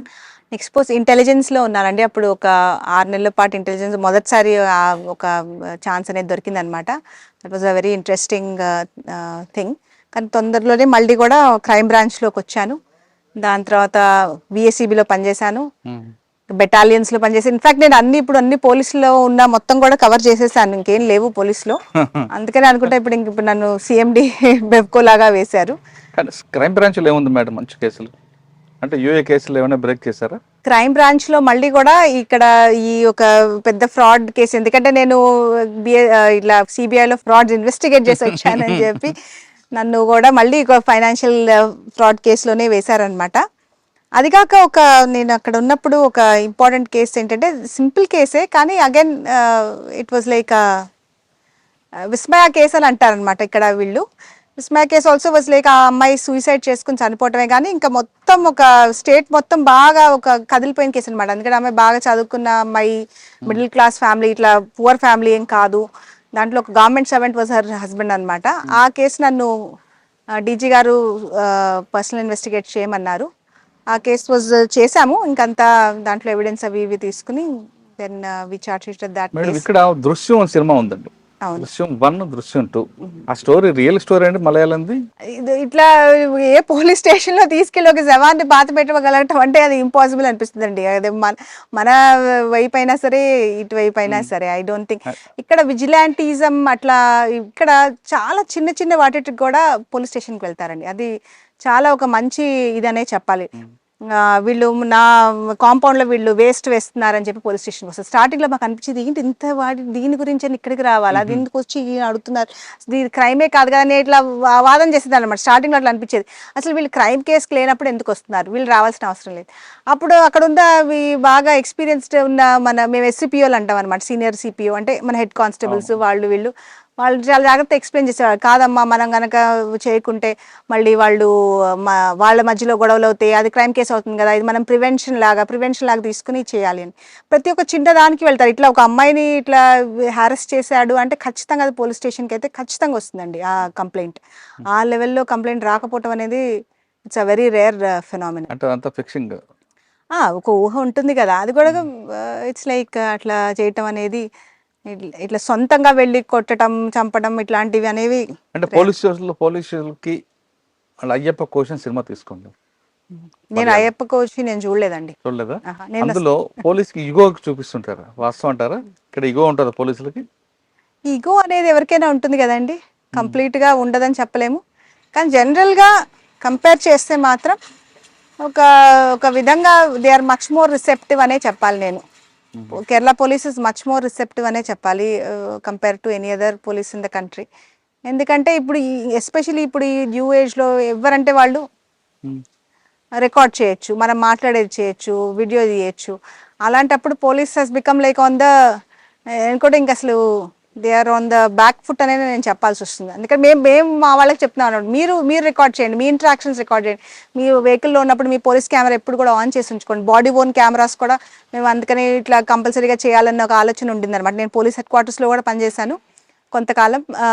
ఉండేసరికి అది so that we are able to check that interaction with the police. ఇక్కడ జనరలీ 99% కూడా పోలీస్ చాలా పేషెంట్గానే డీల్ చేస్తారు పబ్లిక్తో. Of course there are always issues. పూర్తిగా కరప్షన్ లేదని కూడా చెప్పలేను, కొంత కరప్షన్ కూడా ఉంటుంది, కానీ కంపేర్ టు అదర్ స్టేట్స్ మాత్రం బాగా తక్కువ. ఓకే, నెక్స్ట్ పోస్ట్ ఎక్కడ వచ్చారండి? ఇప్పుడు బెవ్కో. ఇక్కడ ఏముందండి మీ వర్క్? బెవ్కో ఇక్కడ it's absolutely completely different from any other work. ఇప్పుడు నేను మీకు చెప్పాను కదా, చాలా ఒక 15-20 పోస్టింగ్లు జరిగినాయి, కానీ అది కూడా ఏదంటే it's all related to police. కొంచెం మార్పు ఉంటుంది, అది నేర్చుకుంటూ పోతాం కొత్తది. ఇక్కడికి వెళ్ళినప్పుడు అయితే అబ్సల్యూట్ కొత్తది అసలు. కాకపోతే ఏంటంటే నా కామర్స్ బ్యాక్గ్రౌండ్, నా కాస్ట్ అకౌంటెన్సీ బ్యాక్గ్రౌండ్కి ఇట్ ఈస్ లైక్ ఒక ఆపర్చునిటీ అనిపించింది. But everything I had to learn from scratch అనమాట. స్టార్టింగ్లో అయితే అసలు ఫైల్స్లో ఏం రాస్తున్నారో అర్థమయ్యేది కాదు. వాళ్ళని పిలిచి ఏంటంటారు, ఇదంటే ఏంటి, అసలు IMFL అంటే ఏంటి, వైన్ అంటే, బియర్ అంటే, what are the different things, ఇవన్నీ కూడా we are basically we look after the wholesale and retail of liquor in Kerala అనమాట. No liquor can enter Kerala without coming through ఆ కార్పొరేషన్. మాకు ఒక 26 వేర్ హౌసెస్ ఉన్నాయి, అది కాక 283 షాప్స్ ఉన్నాయన్నమాట. ఇవన్నీ గవర్నమెంట్ ఓన్ షాప్సే. దాని ద్వారా మేము లిక్కర్ సప్లై చేస్తామన్నమాట పబ్లిక్కి. మా సేల్స్ రెవెన్యూ వచ్చేసి ఒక దగ్గర 20,000 crores ఉంటుంది. సిబిఐలో 1,000 crores తర్వాత ఇక్కడే అనమాట మళ్ళీ 1,000 crores చూసింది. ఇంకా this is that is the thing అండి. మేడం, లిక్కర్ అనగానే ఒక స్టేట్కి రెగ్యులర్ ఇన్కమ్, డైలీ ఇన్కమ్ ఒకటి, స్కామ్లు చేయాలనుకున్నది అదొక మంచి ఫండ్. మిగతా స్టేట్లో జరుగుతుంటాయి రెండు, ఇక్కడ కూడా అలాగే జరుగుతుంటాయి, స్కామ్స్ ఉంటాయి అంటారు ఇక్కడ ఒక నంబర్ 1 ఏంటంటే అఫ్ కోర్స్ గవర్నమెంట్కి మంచి రెవెన్యూ, అది ఒప్పుకుంటాను, ఎందుకంటే మేము 10% of the government revenues comes from liquor. కానీ స్కామ్ చేసే స్కోప్ అనేది ఇక్కడ ఈ దీంట్లో అయితే లేదండి. ఎందుకంటే we allow every company to come in. మాకు ఏ కంపెనీని కూడా మేము స్టాప్ చేయలేము. కొన్ని రాష్ట్రాల్లో కొన్ని లిమిటెడ్ కంపెనీస్ని అలౌ చేస్తారనమాట వాళ్ళు. కానీ ఇక్కడ మేము ఆన్లైన్ టెండర్ ఉంటుంది ప్రాసెస్. దాంట్లో ఏ కంపెనీ కూడా మేము అడిగిన డాక్యుమెంట్స్ అన్నీ కూడా సబ్మిట్ చేసి ఇది చేసి ఎక్సైజ్ రిజిస్ట్రేషన్ ఒకటి తీసుకోవాలి, లేబుల్ రిజిస్ట్రేషన్ అంటారనమాట. తీసుకుంటే వాళ్ళకి ఇష్టమైన అన్ని ప్రోడక్ట్స్ కూడా వాళ్ళు సప్లై చేయొచ్చు. అదొకటి, అది ఫస్ట్ స్టేజ్. రెండో స్టేజ్లో మీరు ఎంత ఆర్డర్ ఇస్తారు, ఇప్పుడు మీకు ఇష్టమైన కంపెనీకి ఎక్కువ ఆర్డర్ ఇవ్వచ్చు అని అంటే అట్లా కాదు. మాకు ఒక ఫార్ములా ఉందన్నమాట, సాఫ్ట్వేర్ క్యాలిక్యులేట్ చేస్తుంది. గత 3 నెలల్లో యావరేజ్ సేల్స్ని బట్టి మేము ఆర్డర్ ప్లేస్ చేస్తాం అనమాట. దాంట్లో కూడా మేము కేసెస్ అంటారు అనమాట. లిక్కర్ ఇండస్ట్రీలో ఒక 1 కేస్ అంటే 9 లీటర్స్ అంటాం. జనరలీ ఒక 720 కేసెస్ అంటే ఒక లారీ లోడ్ అనమాట. అది ప్లేస్ చేస్తాం. ప్లేస్ చేస్తే 720 కేసెస్లో ఆ కంపెనీయే డిసైడ్ చేస్తుంది అనమాట ఎట్లాంటి మిక్స్ అనేది వాళ్ళు ఇవ్వాలనుకుంటున్నారు. ఆ మిక్స్ కూడా మేము చెప్పాం, అంటే మీరు XYZ బ్రాండే పెట్టండి అని చెప్పాం. మీ కంపెనీకి 720 మీరు డిసైడ్ చేయండి అని చెప్తాం. సో ఇంకా అది ఆ బేసిస్ మీద, సాఫ్ట్వేర్ బేసిస్ మీదే వేర్ హౌసెస్కి వస్తుంది. దాని బేసిస్లోనే షాప్స్కి వెళ్తుంది అనమాట. సో ఒక సిస్టమిక్ కరప్షన్ అనేది ఇక్కడ it's very very not possible. Of course షాప్లో కూడా కొన్ని కరప్షన్ ఇన్సిడెంట్స్ జరుగుతూ ఉంటాయి. వాళ్ళు ఎట్లాంటి ఇన్సిడెంట్స్ అంటే మీకు చాలా చిన్నగా అనిపించవచ్చు, కానీ we take it very seriously. Correct change ఇవ్వకపోవటం, లేకపోతే బ్రాండ్ సప్రెషన్ అంటాం అనమాట. వాళ్ళు అడిగిన ఒక బ్రాండ్ అది ఉన్నా సరే అది ఇవ్వకపోవటం. ఎంఆర్పి కూడా ఎక్కువ చెప్తా అమ్ముతుంటాడు కదా. 3 నెలల క్రిందట ప్రైజెస్ మారితే, కానీ మేము పాత స్టాక్ ఉంటుంది కదా, ఎంఆర్పి మార్చలేము. ఎందుకంటే అవి వేల కాదు అసలు కోట్ల సంఖ్యలో బాటిల్స్ ఉంటాయి కాబట్టి మార్చలేము. మార్చకపోతే మాకు గవర్నమెంట్ ఆర్డర్ ఇస్తుంది అనమాట, పాత ఎంఆర్పి అయినా సరే మీరు జస్ట్ ప్రైజెస్ డిస్ప్లే చేసి పంపించండి. దీనికి కన్స్యూమర్ కోర్టుకి వెళ్ళిపోతారు వీళ్ళు. మాకు 3-4 కేసులు వేసేసారనమాట ఆల్రెడీ మా మీద. ఏంటి వీళ్ళు ఎంఆర్పి కంటే ఎక్కువ తీసుకుంటున్నారు. అప్పుడు మేము డాక్యుమెంటేషన్ అంతా చూపించి దీనివల్ల తీసుకుంటున్నాం అంట. ఎంఆర్పి కంటే ఎక్కువైతే ఎవరు డబ్బులు ఇవ్వరండి ఇక్కడ. ఎంఆర్పి ఉంటాయండి. Online system morning 10 o'clock open చేయాలి, అకౌంట్ ఉందా? 10 to 9 ఓపెన్ చేయాలి ఖచ్చితంగా. అన్ని CCTV కెమెరాస్ ఉంటాయి, అంత రికార్డ్ చేస్తూ ఉంటుంది. ఇంకా దాంట్లో ఏమన్నా బల్క్ సేల్స్ అంటాం, మళ్ళీ మేము 3 లీటర్సే ఇవ్వగలం. అంతకంటే ఎక్కువ ఇచ్చినట్లయితే ఒక 75 మందిని నేను సస్పెండ్ చేసేసాను. ఇట్లాంటి ఏమైనా ఇష్యూస్ వస్తే I take it very seriously. అది చిన్న మ్యాటర్ అని 100 రూపీస్ మ్యాటర్ కాదు. It's a question of corruption. Government servant అయి ఉండి you should not do such things. So అవి జరుగుతుంటుంది.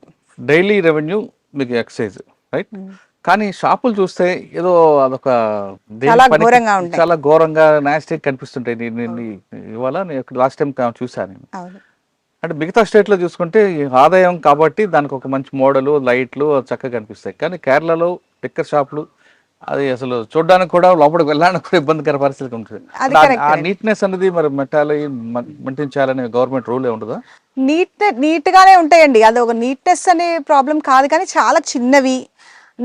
నేను ఆల్మోస్ట్ ఒక 100 షాప్స్ దాకా నా షాప్స్ని నేను విజిట్ చేసి నేను మా వాళ్ళకి అదే చెప్పాను అనమాట. పోలీస్ స్టేషన్కైనా ఒక వ్యక్తి వెళ్ళడానికి ఇష్టపడతాను, కానీ మీ షాప్కి అయితే ఎవరు రారు, అంత ఘోరంగా ఉన్నాయని చెప్పి. అందుకే మేము ఒక కొత్త సిస్టమ్ స్టార్ట్ చేసాం అనమాట. ఇప్పుడు సూపర్ ప్రీమియం అని చెప్పి త్రిశూర్లో మా ఫస్ట్ షాప్ ఓపెన్ చేసాం. దాంట్లో కంప్లీట్ ఎయిర్ కండిషన్, మీరు అన్నట్టు కంప్లీట్ లైట్స్ అంతా ఇంటీరియర్ డెకరేషన్ చేయించి మేము స్టార్ట్ చేసామన్నమాట. నా గోల్ మొత్తం షాప్స్ కూడా మావి అట్లాగే ఉండాలని. అఫ్కోర్స్ దానికి ఒక బడ్జెటరీ ఇది ఉంటుంది, ఇన్వెస్ట్మెంట్ ఉంటుంది, అది చేస్తున్నాము. ఇప్పుడు ఇంప్రూవ్ చేయడానికి కూడా చాలా ట్రై చేస్తున్నాం. ఇన్ఫ్యాక్ట్ ఇక్కడ ఈ సూపర్ మార్కెట్ మోడల్ టైప్ కూడా ఉండేవి కావు. It was just that whole in the wall type. మీరు చేయబెట్టి ఒక తీసుకుని ఏదో ఒక ప్రిజనర్ లాగా ఫీల్ అయిపోతూ ఉంటారు. అట్లా ఉండకూడదు అని చెప్పి మేమన్నీ ఆల్మోస్ట్ ఒక 150 వరకు సూపర్ మార్కెట్ మోడల్స్ అన్ని ఓపెన్ చేసామన్నమాట. దానివల్ల మాకు రెవెన్యూ పెరిగింది. యాక్చువల్లీ ఇప్పుడు Onam season is the best time అనమాట. ఇప్పుడు 2 రోజుల క్రిందట చూస్తే 10% కూడా పోయిన సంవత్సరం కంటే రెవెన్యూ ఎక్కువ ఉంది ఈసారి ఈ సూపర్ మార్కెట్ మోడల్. ఇంకా అది కాక మా వాళ్ళకి కూడా ఒక ఫీలింగ్ ఉందన్నమాట, వీళ్ళతో మామూలుగా బిహేవ్ చేయాల్సిన అవసరం లేదు. ఇవన్నీ కూడా వీళ్ళకి ఒక టెక్నికల్ ట్రైనింగ్ కూడా ఇస్తున్నాం అనమాట, సాఫ్ట్ స్కిల్స్ ట్రైనింగ్. మీరు ఎట్లా బిహేవ్ చేయాలి, కస్టమర్ వస్తే చాలు ఇట్లా విధులిచ్చుకొని మాట్లాడకుండా, you have to be dignified. It's after all legal profession. మన లీగల్ వాళ్ళు అడుగుతాం, వాళ్ళకి కావాల్సిన ఇవ్వాలి అనే ఒక ట్రైనింగ్ కూడా ఇప్పించామన్నమాట, ఎట్లా ఇది చేయాలనేది. అఫ్కోర్స్ మిస్బిహేవియర్ లాంటిది ఏమన్నా వచ్చినా, కంప్లైంట్స్ వచ్చినా మేము సీరియస్గా తీసుకుంటాం. అవి అట్లా చేయాలి. ట్రెడిషనల్ లిక్కర్ ఏముందండి? ట్రెడిషనల్ లిక్కర్ ఇక్కడ కళ్ళు అంటారండి, మనం కళ్ళు లాగా. నీరా అని ఉంది. కొన్ని టాడీ షాప్స్ ఉన్నాయి అనమాట. ట్రెడిషనల్గా ఫ్యామిలీ దాన్ని ఏమంటారు, వాళ్ళు ఆ వృత్తి పరంగా వాళ్ళు కంటిన్యూ చేస్తున్నారు. అవి డైరెక్ట్గా ఇక్కడ ఎక్సైజ్ చూసుకుంటుంది అనమాట, మా కిందకి రావు. ఎందుకంటే మేము మొత్తం ఫారెన్ లిక్కర్ అనమాట, ఇండియన్ మేడ్ అయినా సరే ఫారెన్ మేడ్ అయినా సరే అది మొత్తం మేము చూసుకుంటాం. ఐజీగా వచ్చారు, చేస్తున్నారు CMD. మీ టోటల్ మీ ప్రొఫెషన్లో నాగరాజు గారు మీరు మాట్లాడుకున్నప్పుడు కేసు గురించి మాట్లాడుకుంటారా లేదా పర్సనల్ లైఫ్ గురించి మాట్లాడుకుంటారా? మేము 99% కేసెస్ గురించి మాట్లాడమండి, అండ్ పోలీస్ స్టేషన్ మర్చిపోతారు అదంతే. మర్చిపోతాం. ఇంటికి వచ్చిన తర్వాత ఇంకా ఇంటి విషయాలే మాట్లాడతాం అనమాట.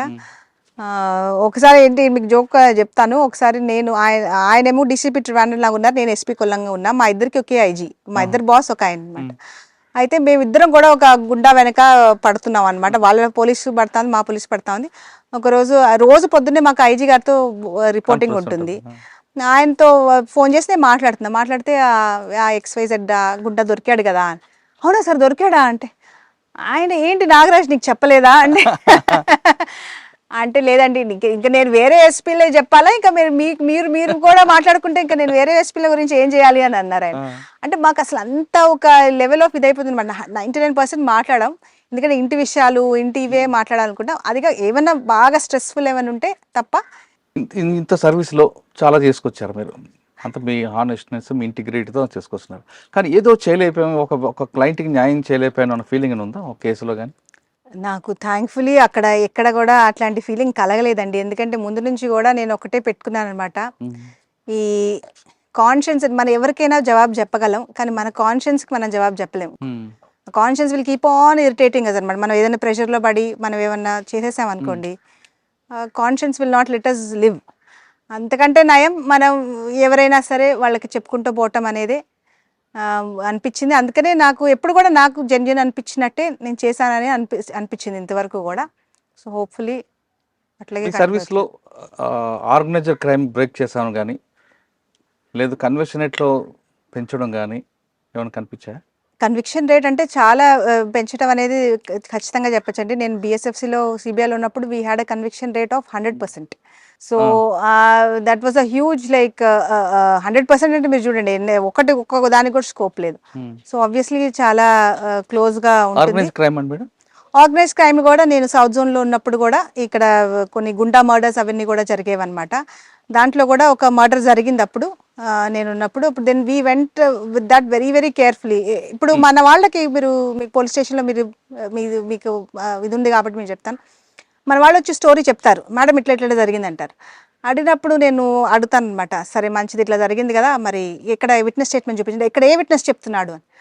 ఆ విట్నెస్ అని మరి కింద మీద చూస్తారు. వీళ్ళు చెప్పేదంతా స్టోరీ ఏంటి, అక్యూజ్డ్ కన్ఫెస్ చేసిన స్టోరీ అనమాట. అక్యూజ్డ్ కన్ఫెస్ చేసిన స్టోరీ 100% ఒకవేళ నిజం అయి ఉండొచ్చు, నేను కాదనట్లేదు. కానీ కోర్టు చూసేది అక్యూజ్డ్ కన్ఫెషన్ కాదు, ఇట్ ఈస్ నాట్ వ్యాలిడ్. అప్పుడు మనం చూడాల్సింది ఏంటి, ప్రతి ఒక్క అక్యూజ్ చెప్పి నువ్వు స్టోరీ ఇది జరిగిందంటే ప్రతి ఒక్క లైన్కి ఎవరు విట్నెస్ అనేది నువ్వు చూపించాలి అని. ఇంకా అప్పుడు వాళ్ళు సరే మేడం రెండోసారి పంపించి తీసుకురండి అంటే విట్నెస్ స్టేట్మెంట్స్ తీసుకొచ్చారు. సరే ఎక్కడ చెప్తున్నాడు ఈ విట్నెస్ అంటే ఏమవుతుంది, మన ఇన్స్పెక్టర్స్ SIలు యాక్చువల్ ఇన్వెస్టిగేటింగ్ ఆఫీసర్స్ కూర్చుంటే ఈ విట్నెస్ రాగానే ఏమైందంటే టక్ చెప్తాడు. చెప్పి నువ్వు సరే వెళ్ళు బయటకు వెళ్ళు. రాసేది ఎవరు స్టేట్మెంట్, CPO SCPO వీళ్ళు రాస్తారు. వీళ్ళు రాసేటప్పుడు ఆ CPO SCPOకి తెలియకపోవచ్చు అసలు ఏంటి దీంట్లో ఉన్న క్రక్స్.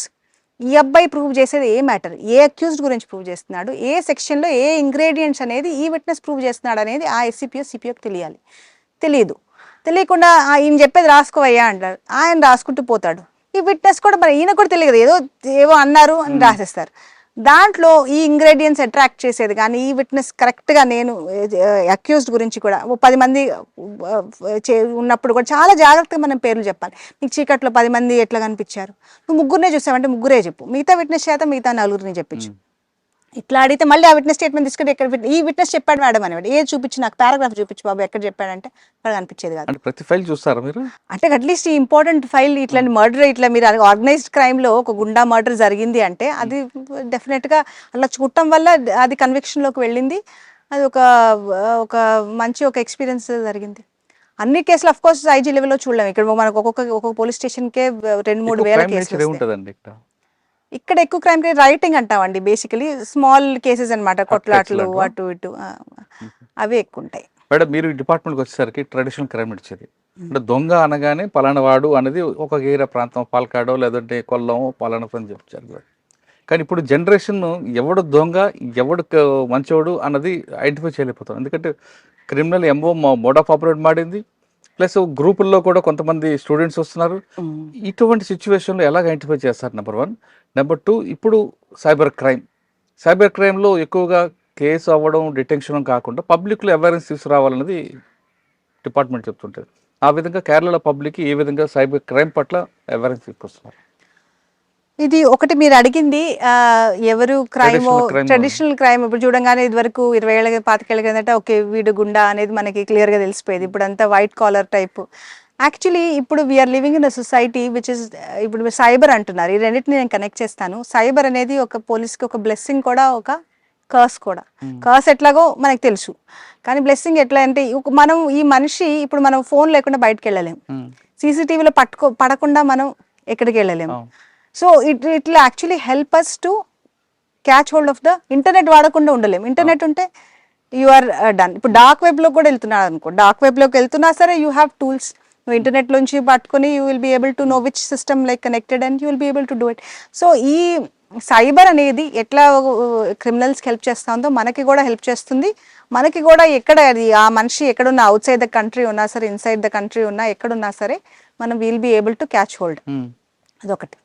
రెండోది మీరు అడిగింది సైబర్ క్రైమ్ గురించి. సైబర్ క్రైమ్ కేరళలో లైక్ ఒక 3 years క్రిందట వీ హ్యావ్ కంప్లీట్ ఒక వర్టికల్ అనేది సృష్టించామన్నమాట. Cyber crime vertical starting from SPs to the ADG వరకు కూడా ఉన్నారు. Who will and they have a lot of technical people. Awareness అనేది వాళ్ళు చాలా కూడా అవేర్నెస్ వీడియోస్ తీస్తున్నారు. వాళ్ళు స్కూల్స్కి వెళ్ళి స్కూల్స్లో లైక్ మెటీరియల్ ఇస్తున్నారు పిల్లలకి కూడా. అది కాక వాట్సాప్ మెసేజెస్ ద్వారా అయినా సరే అవేర్నెస్ అనేది బాగా సృష్టించారనమాట. ఈ సైబర్ క్రైమ్ డివిజన్ కంప్లీట్గా వాళ్ళు చేసేది ఇదే కాబట్టి వాళ్ళు అట్లాంటిది సృష్టించగలిగారు. ఇంకోటి మనకి సెంటర్ లెవెల్లో కూడా మనకి we have now the system where they are like ఇప్పుడు మీకు కూడా చాలా మెసేజెస్ వస్తూ ఉంటాయి కదా ఓన్లీ ఇది కూడా. Then it is a very ఇప్పుడు అది కాక they have made it very easy to report cyber crime. మనకంత కష్టం లేకుండా హెల్ప్ లైన్ నెంబర్ ఉంది వెబ్సైట్లో కూడా, ఇమీడియట్గా మనం రిపోర్ట్ చేయటం వల్ల ఇదవుతుంది. మీరు చాలా క్రైమ్ రేట్ చూస్తుంటారు సైబర్ క్రైమ్లో. అంటే 2 రీజన్స్ ఉంటాయి, ఒకటి అమాయకత్వం, 2 అత్యాస. కేరళ ప్రజలు దేనికి ఎక్కువగా బెండ్ అవుతుంటారండి? నేను అత్యాసగా నేను చెప్పగలను ఎందుకంటే అమాయకత్వం తక్కువే వీళ్ళకి. అంత ఇంకా ఇది బాగా బాగా ఇంత పెద్ద మనుషులు అట్లాంటి వాళ్ళు తప్ప ఇంకా మిగతా వాళ్ళందరూ కూడా 90% అత్యాసకే ఇదైపోతూ ఉంటారు. ఓకే, ఫైనల్గా చెప్పండి, ఈ డిపార్ట్మెంట్కి వచ్చే అమ్మాయిలకి మీరు ఇచ్చే సలహా ఏంటి? డిపార్ట్మెంట్ వద్దంటారా? అబ్సల్యూట్గా రావాలి. ఇప్పుడు ఎస్పెషల్లీ ఇప్పుడు కేరళలో మనం ఇన్ని చెప్పిన లిటరేట్ సొసైటీ ఎన్ని అన్నా సరే ఇక్కడ మేము లేడీస్ అనేది ఓన్లీ 8% అండి. It is much below the national average which is 12%. అది కాక ఇంకా నేను అనుకుంటాం తెలంగాణ ఏపీలో అయితే చాలా ఎక్కువ ఉన్నారు. ఈవెన్ యూపీ బీహార్లో 14-15% మంది కూడా లేడీస్ ఉన్నారు. మాకు చాలా తక్కువ ఉన్నారు. దాని గురించి నేను ఒక కమిటీలో I had given the recommendation అనమాట. మాకు ఏంటంటే CPO like recruitment is divided on genders అనమాట. WCPO రిక్రూట్మెంట్ వేరు, ఇది వేరే ఉంటుంది. అది 8% చాలా మంది ఉన్నారు కదా, అమ్మాయిలందరూ చదువుకుంటారు ఇక్కడ. హ్యూమన్ ట్రాఫిక్ వెళ్తారు, ఇక్కడ పనిచేయరా? ఇక్కడ అదే మా సిపిఓ రిక్రూట్మెంట్ అనేది మేల్ సిపిఓ అని అడుగుతాం అనమాట. ఫీమేల్ సిపిఓకి తక్కువ పోస్టులు ఉంటాయి, మేల్ సిపిఓకి ఎక్కువ పోస్టులు ఉంటాయి. అది మనం ఓపెన్ చేసి మాది SI నుంచి జెండర్ న్యూట్రల్ అనమాట. SIలో విమెన్ రావచ్చు, మెన్ రావచ్చు. CPO is men and women. అది ఓపెన్ అప్ చేస్తే ఈజీగా మాకు విమెన్ వస్తారు. ఇంకా అది కాక 30% అన్నా ఉండాలి. ఎందుకంటే మీకు తెలుసు కదా ప్రతి ఒక్క క్రైమ్ కూడా ఈ మధ్యన ఒక ఉమెన్ కావాలి. ఒక పాక్సో అయినా సరే, ఒక 376 అయినా సరే, ఒక ఇల్లు సర్చ్ చేయడానికి వెళ్ళాలన్నా సరే, ఎవరినన్నా అరెస్ట్ చేసి తీసుకురావాలన్నా సరే విమెన్ కావాలి. చాలా వర్క్ లోడ్ ఎక్కువైపోయింది. అది కాక విమెన్ అనే వాళ్ళు వస్తే ఆ కల్చర్ కూడా మారుతుంది, పోలీస్ స్టేషన్ కల్చర్ అనేది. దానివల్ల ఒక మంచి ప్రభావమే ఉంటుందని నేను అనుకుంటున్నాను. సో ఆడపిల్లలు తప్పకుండా రావాలి. ఇది మీరు అనుకున్నట్టు భయపడాల్సిన అవసరం లేదు. ఇది మీరు చేసేది actually policing is one of the ఒక విధంగా ఇక్కడ లా ఉందండి, ఈ లాని ఇంప్లిమెంట్ చేయాలి. దాంట్లో మనకి ఇంకా టెన్షన్ ఏం లేదు. ఎవరైనా సరే పొలిటికల్ ఇంటర్ఫిరెన్స్ గురించి కూడా అడిగారు. ఒకసారి జస్ట్ ఒక ఇన్స్టెన్స్ చెప్తాను నేను. అప్పుడు ఉన్న హోమ్ మినిస్టర్ గారు అనమాట, నేను ఎస్పీగా ఉన్నాను. అప్పుడు ఒక పొలిటికల్ మర్డర్ జరిగింది. వాళ్ళ పార్టీ వాళ్ళే ఒకరిని చంపేశారనమాట. చంపేస్తే ఆయన కూర్చుని దాంట్లో ఒక కాన్స్పిరసీ, డైరెక్ట్ అట్లా ఏం చెప్పరు కానీ ఏంటి విషయాలు అని అడుగుతున్నారు అనమాట. ఒక కాన్స్పిరసీలో ఒకళ్ళని మేము అరెస్ట్ చేసామన్నమాట. అరెస్ట్ చేశారా మీరు అని అడుగుతున్నారు ఆయన. అవును సార్ అని నేను అవును సార్ ఆయన ముందే ఇదంతా ఈ ఎవిడెన్స్ అంతా ఉంది, అదంతా ఉంది అని నేను ఇట్లా డైరెక్ట్గా క్లియర్గా చెప్పేశాను. ఆయన అట్లాగా అమ్మా సరే ఓకే అన్నారు. అంతే. ఎక్కడ కూడా మీరు చెప్పండి, ఇంత ఒక SP first of all IG DGని వదిలేయండి, SP లెవెల్ ఆఫీసరు వాళ్ళ పార్టీ మనిషిని అరెస్ట్ చేసి, అది కూడా డైరెక్ట్ కాదు కాన్స్పిరసీలో అరెస్ట్ చేస్తే హీ మైట్, ఎందుకంటే పార్టీ వాళ్ళు చెప్పుంటారు సార్ ఇతను ఇన్నసెంట్, మీరు ఒకసారి ఎస్పీని అడగండి ఎందుకు అరెస్ట్ చేశారని. కానీ ఆయన అట్లా ఏం అడగలేదు, అసలు ఏంటమ్మా అని అడిగారు. అడిగితే నేను ఎవిడెన్స్ చెప్తే ఇంకా ఆయన ఏం మాట్లాడలేదు. So that is like I think the Kerala politicians అనేవాళ్ళు అంతా ఒక educated and plus they are very that way they know where to draw the line అనేది. సో ఇట్లాంటివి ఉంటాయి. ఇప్పుడు ఎవరైనా కొత్తగా వచ్చినప్పుడు 2-3 ఏళ్లలో మిమ్మల్ని చూస్తారండి, ఎవరు కూడా అసెస్ చేస్తారు. అది పాలిటీషియన్స్ అయినా సరే, పబ్లిక్ అయినా సరే, మీడియా అయినా సరే, దేన్నో ఆ 2-3 ఏళ్ళు కష్టపడితే చాలు, దాని తర్వాత ఎవ్వరు మనల్ని ట్రబుల్ చేయరు, ఎందుకంటే చెప్పి వేస్ట్ అని వాళ్ళకి అర్థమైపోతుంది. అందుకని నేను చెప్పే ఆడపిల్లలైనా మగపిల్లలైనా మీరు మస్ట్ 3 years కొంచెం కష్టపడండి, బాధపడండి, ఇబ్బంది పడండి, తర్వాత లైఫ్ అంతా చాలా స్మూత్గా అయిపోతుంది. మీరు ఫస్టే if you start like saying yes and no and maybe అని అంటాం మొదలు పెడితే మాత్రం ఇంకా your life will be very better. అలాగే ఉంటుంది, సర్వీస్ అంతా అలాగే ఉంటుంది. అప్పుడు మీకు న్యాయం చేసుకోలేరు, మీ దగ్గరకు వచ్చే వాళ్ళకి న్యాయం చేయలేరు. అందుకని policing is that way easy. మనం కంఫర్టబుల్ చెప్పొచ్చు కదా, ఈ సెక్షన్ ప్రకారం అండి దిస్ ఇస్ ద అక్యూజ్డ్, మేమేం చేయలేము, ఎవిడెన్స్ ఉంది అంటే finish. So it is a very, నాకు అట్లీస్ట్ నా మైండ్లో బ్లాక్ అండ్ వైట్గా అనిపిస్తూ ఉంటుంది అనమాట, గ్రే ఏరియాస్ తక్కువ ఉన్నట్టు అనిపిస్తాయి. అందుకని పిల్లలు రావాలి. అది కాక this is a specialist place, now it's a time of the specialist అనేది అనమాట నా లైక్ ఊహ. ఎందుకంటే లైక్ ఇప్పుడు ఐఏఎస్ ఆఫీసర్స్ ఇప్పుడు చూస్తే వాళ్ళ జర్నలిస్ట్ లాగా ఉంటారు. ఇప్పుడు వాళ్ళు హెల్త్లో కొంచెం కొన్నాళ్ళు పనిచేస్తారు, but they not experts in health. They go to revenue, yes maybe they are experts in revenue, but again they go to like say like excise, వాళ్ళు ఎక్స్పర్ట్స్ కాదు. కానీ పోలీసులో ఏంటి, మనం దీంట్లోనే experts. So now is the age of the specialist అనమాట. ఇప్పుడు people rely on you, ఎందుకంటే నేను ఏమన్నా ఇది చెప్తే why are relying on me, because I have 20 years experience on it. So పూర్వకాలం 100 సంవత్సరాల క్రితం when ICS and all this came up, yes, అప్పుడు మనకి ఎడ్యుకేటెడ్ పీపులే దొరకనప్పుడు ఓకే జర్నలిస్ట్ ఉంటే చాలు అనిపించేదేమో. కానీ అందుకని పిల్లలుకి పోలీసులో రావాలి, తప్పకుండా పోలీసులో పనిచేయాలి. It is going to get tougher and tougher to work, but then అంత రివార్డింగ్ కూడా ఉంటుంది, మన పర్సనల్ సాటిస్ఫాక్షన్ ఉంటుంది. ఒక మనిషి పోలీస్ దగ్గర ఎప్పుడు వస్తాడండి, చాలా ఒక దారుణమైన బాధల్లో ఉన్నప్పుడు వస్తాడు, చాలా దారుణమైన పరిస్థితుల్లో ఉన్నప్పుడు. నువ్వు ఆ మనిషికి చేయగలిగిన న్యాయం చేయగలిగితే ఇంకా అతను నిన్ను ఇంకా జన్మలో మర్చిపోడు. సో అంత ఒక ఇంపాక్ట్ మనం సృష్టించగలం. సో తప్పకుండా ఆడపిల్లలు రావాలి.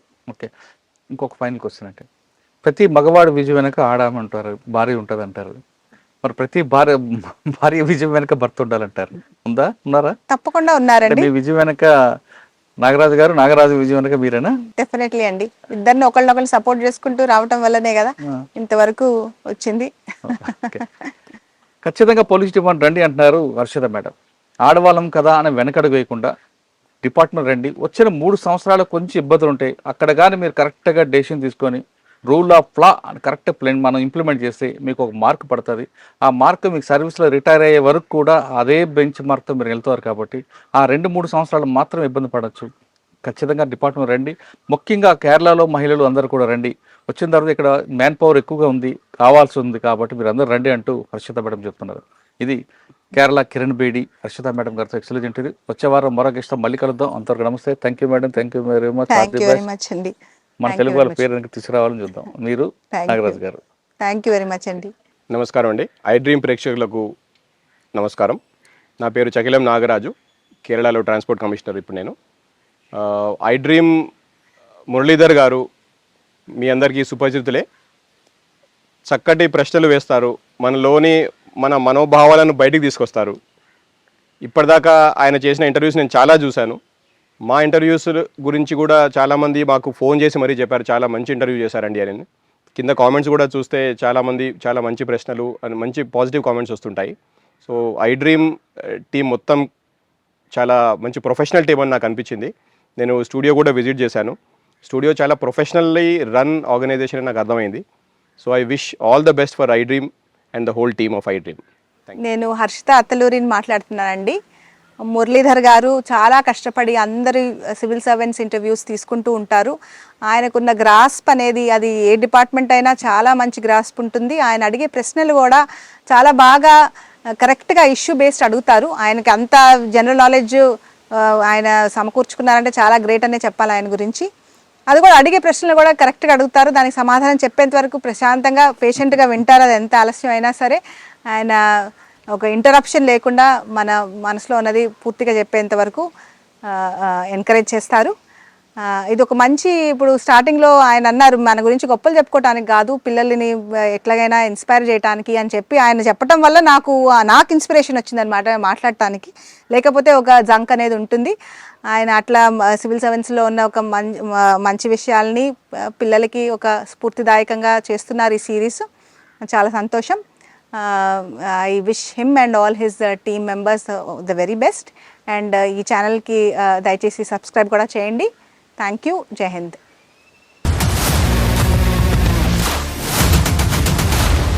iDreams, this police diaries is something very, very valuable towards that. I must really appreciate Murali, your insights. iDreams founder and CEO చిన్న వాసుదేవ్ రెడ్డి గారితో మురళీధర్ క్రైమ్ స్టోరీస్ చాలా ఫేమస్ అయిపోయినావు.